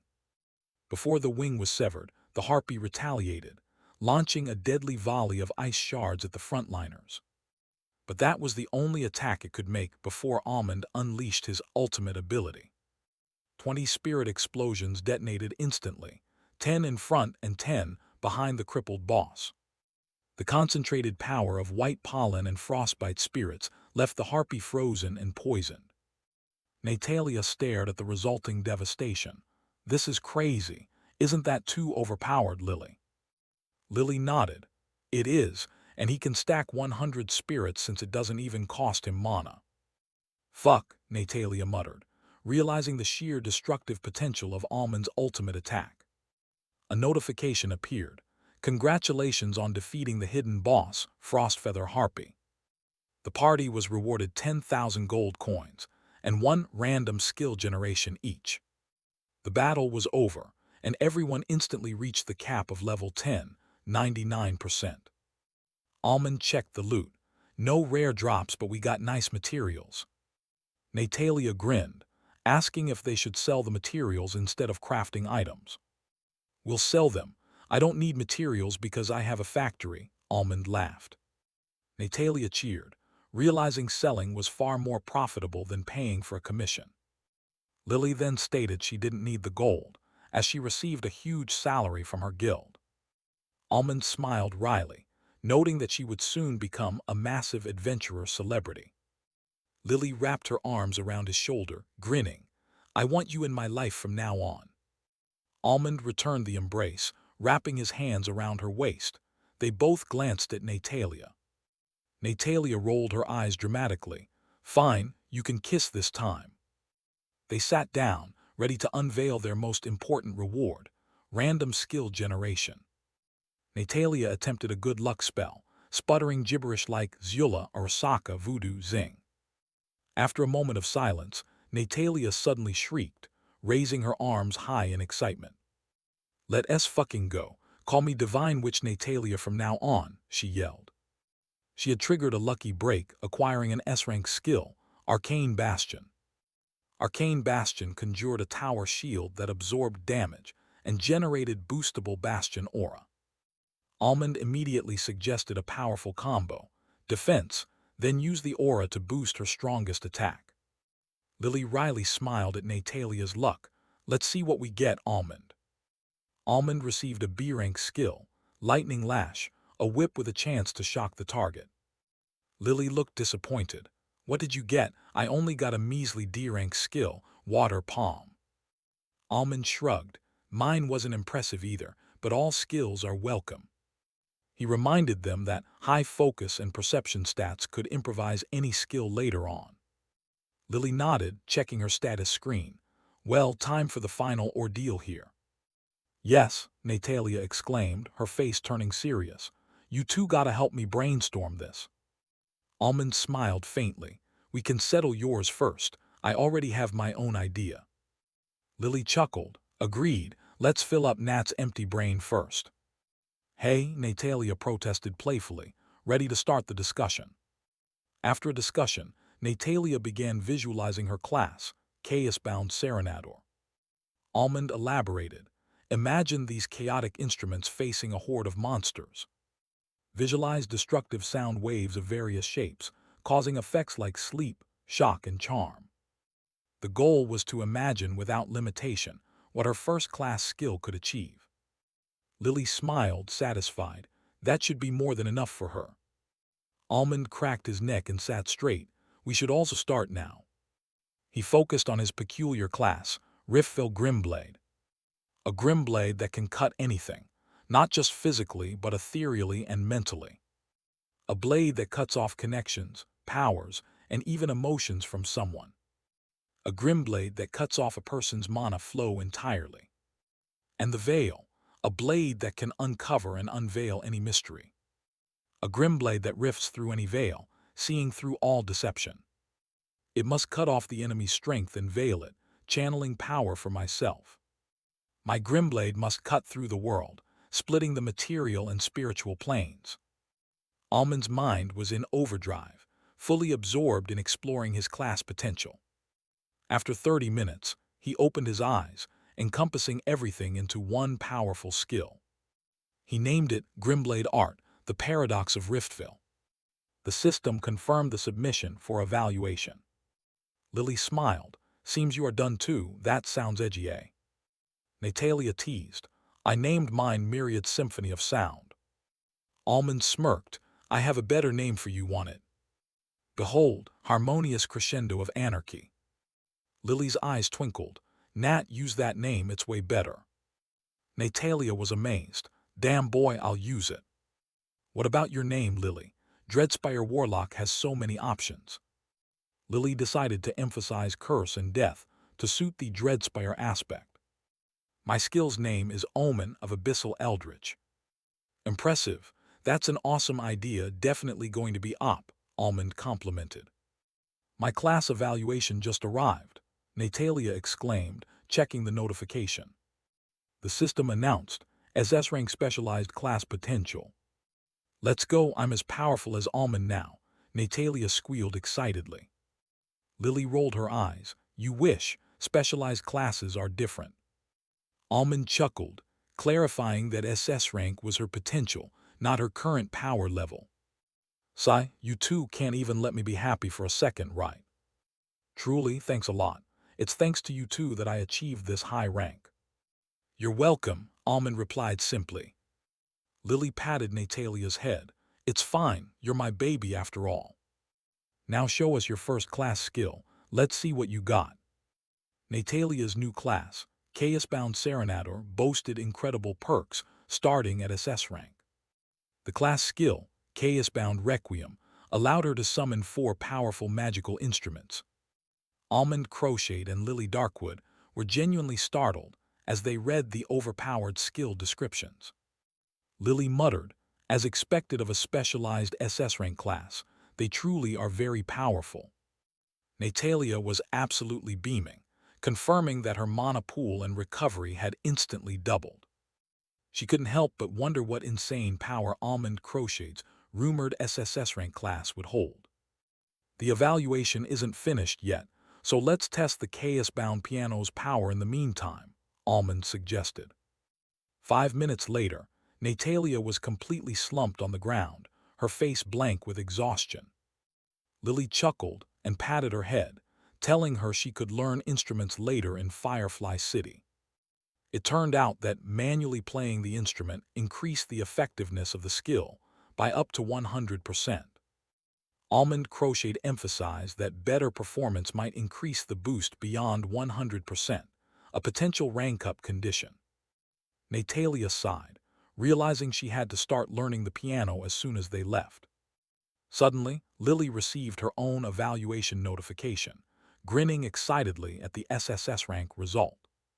She immediately shared the details of her SSS rank class, Dreadspire Warlock, with the group.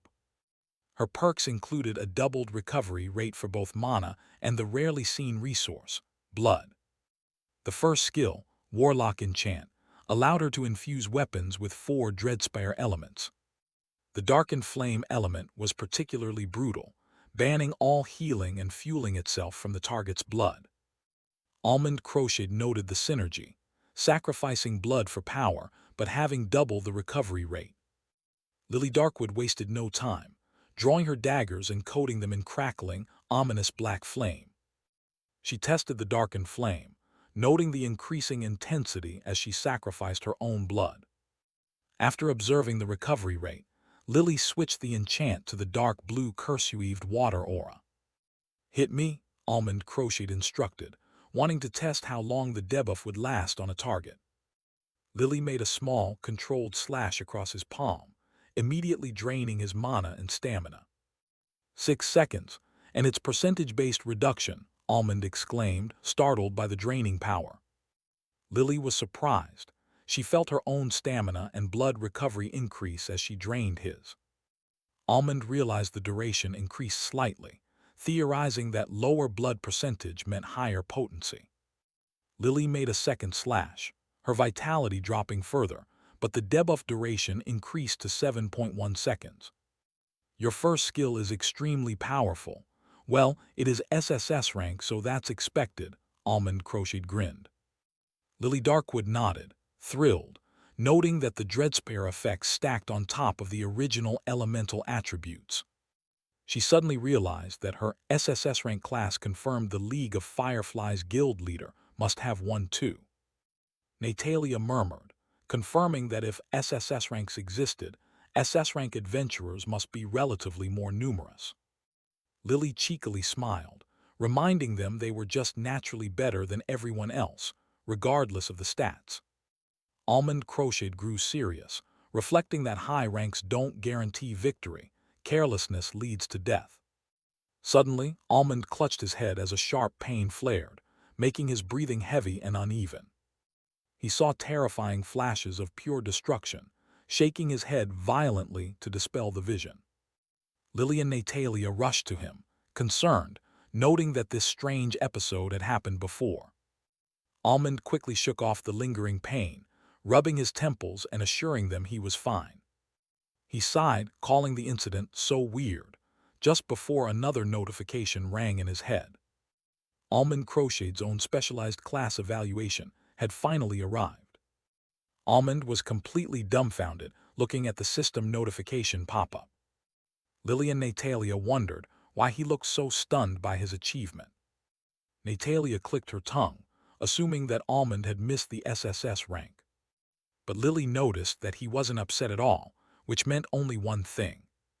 "Well, it's freaking one rank above SSS rank," Almond declared proudly. His new class, the Riftful Grimblade, was ranked legendary. Natalia was utterly speechless, while Lily was thrilled about the new legendary quirk. Almond quickly shared the details of his incredible new legendary quirk, Riftful Eyes.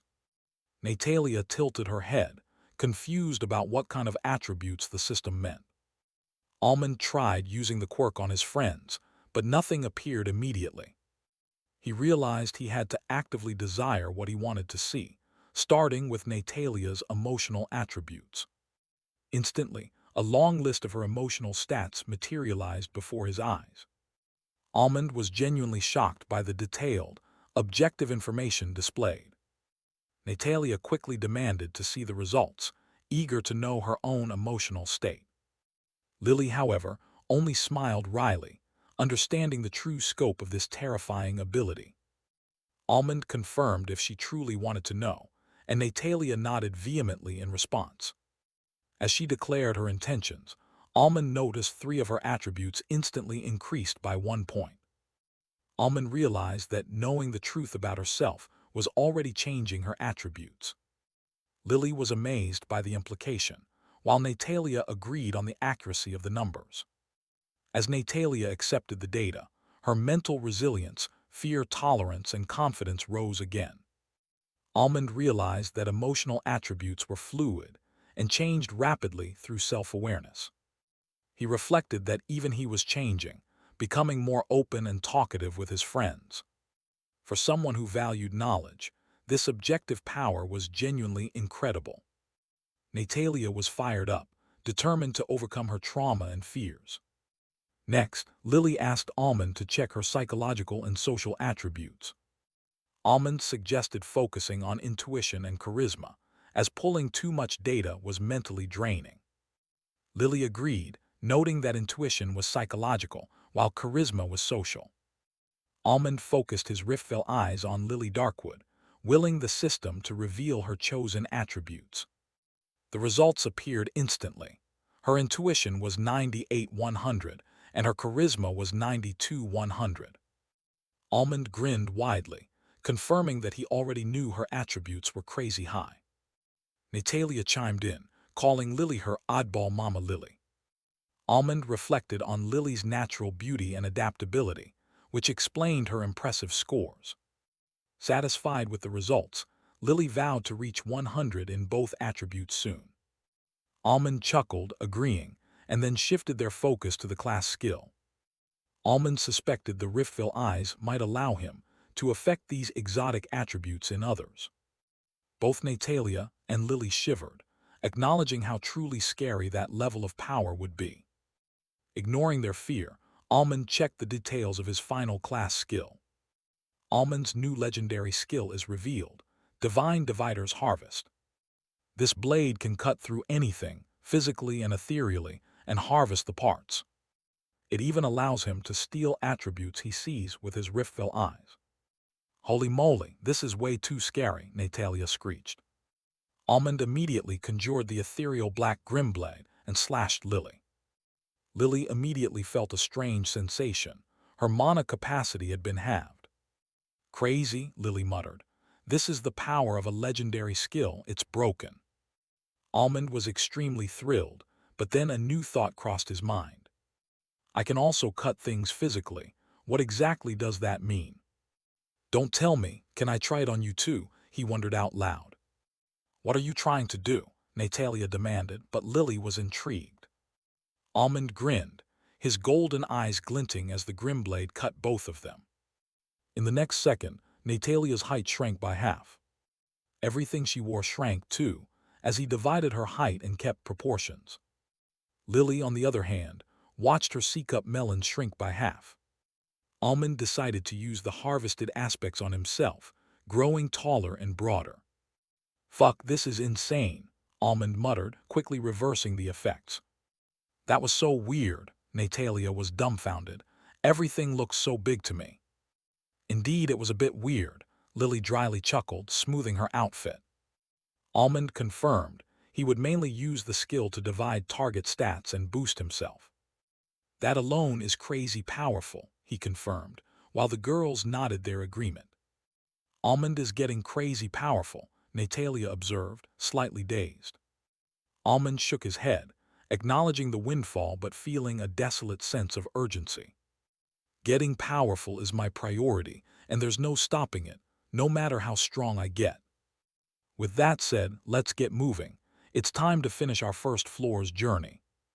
Lily asked if they should trigger the floor boss or just go through the trial. "Floor boss with just 3 of us?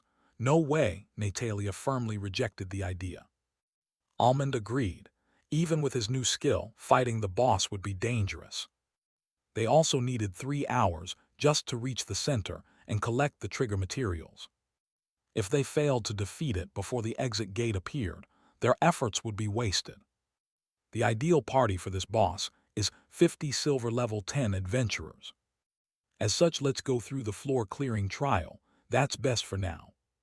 Floor bosses are designed to be massive, tough challenges rewarded by leaderboard contributions. Beyond the 5th floor, the difficulty escalates, and the rules get even worse.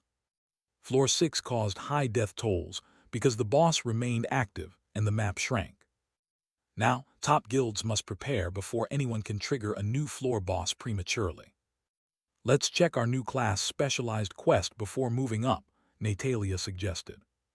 Time for the 3rd specialized class quest, creating a second skill. Almond suggested we wait until we left the labyrinth to begin the quest. The skill insight requires hours of deep focus, maybe 10 hours or even more. We quickly climbed out of the cavern exit and started descending the mountain.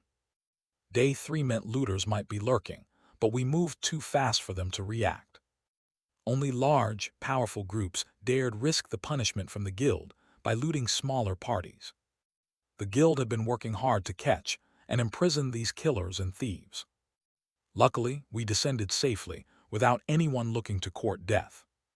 Almond's specialized class perks suddenly changed his travel plans.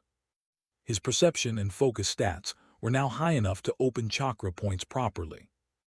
Lily knew the proper technique, so we decided to return to the starting area immediately. On the way back, Almond felt a strange, persistent sense of being watched near the goblin settlement. The feeling returned when they passed the old goblin camp where he had fought before. Almond shared his findings, wondering why he felt observed if no monsters were present. Lily immediately confirmed his instincts were reliable, given his high mental attributes. She admitted she might have a clue, but couldn't confirm it while inside the labyrinth.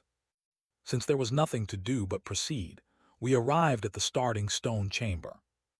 Lily sat across from Almond and began guiding him on detecting chakra points. Almond carefully opened the points using mana, avoiding the hellish pain he felt before. Meanwhile, Natalia began practicing her specialized skill, Chaos-Bound Requiem. Almond and Lily were entirely absorbed in opening hundreds of chakra points. Rumors claimed some points were so hidden they required immense focus to find. Some frontline adventurers were said to gain unique powers from these mysterious hidden points. It was clear there was truth to the rumors, and the knowledge was slowly emerging. Time passed rapidly until the exit portal opened nearby, startling them. "We opened over 300 chakra points in your body," Lily announced happily. A mischievous glint flashed in her eyes as she pointed out the only remaining spots. Almond recovered quickly, suggesting, "Or we can continue after I return, what do you say?" That's better, Lily grinned, leaning in for a passionate goodbye kiss. Yes, yes, that's enough, Mama Lily. We are getting late, Natalia interjected. She sent a magic whisper to Almond. Lily will be mine until you return.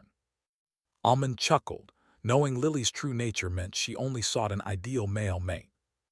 With their goodbyes exchanged, Lily and Natalia stepped through the exit portal. Almond turned around, stretched his arms and legs, and prepared for his solo hunt. It was 7 p.m., and the portal would remain open for 5 more hours. Now then, let's see how it feels to hunt at night.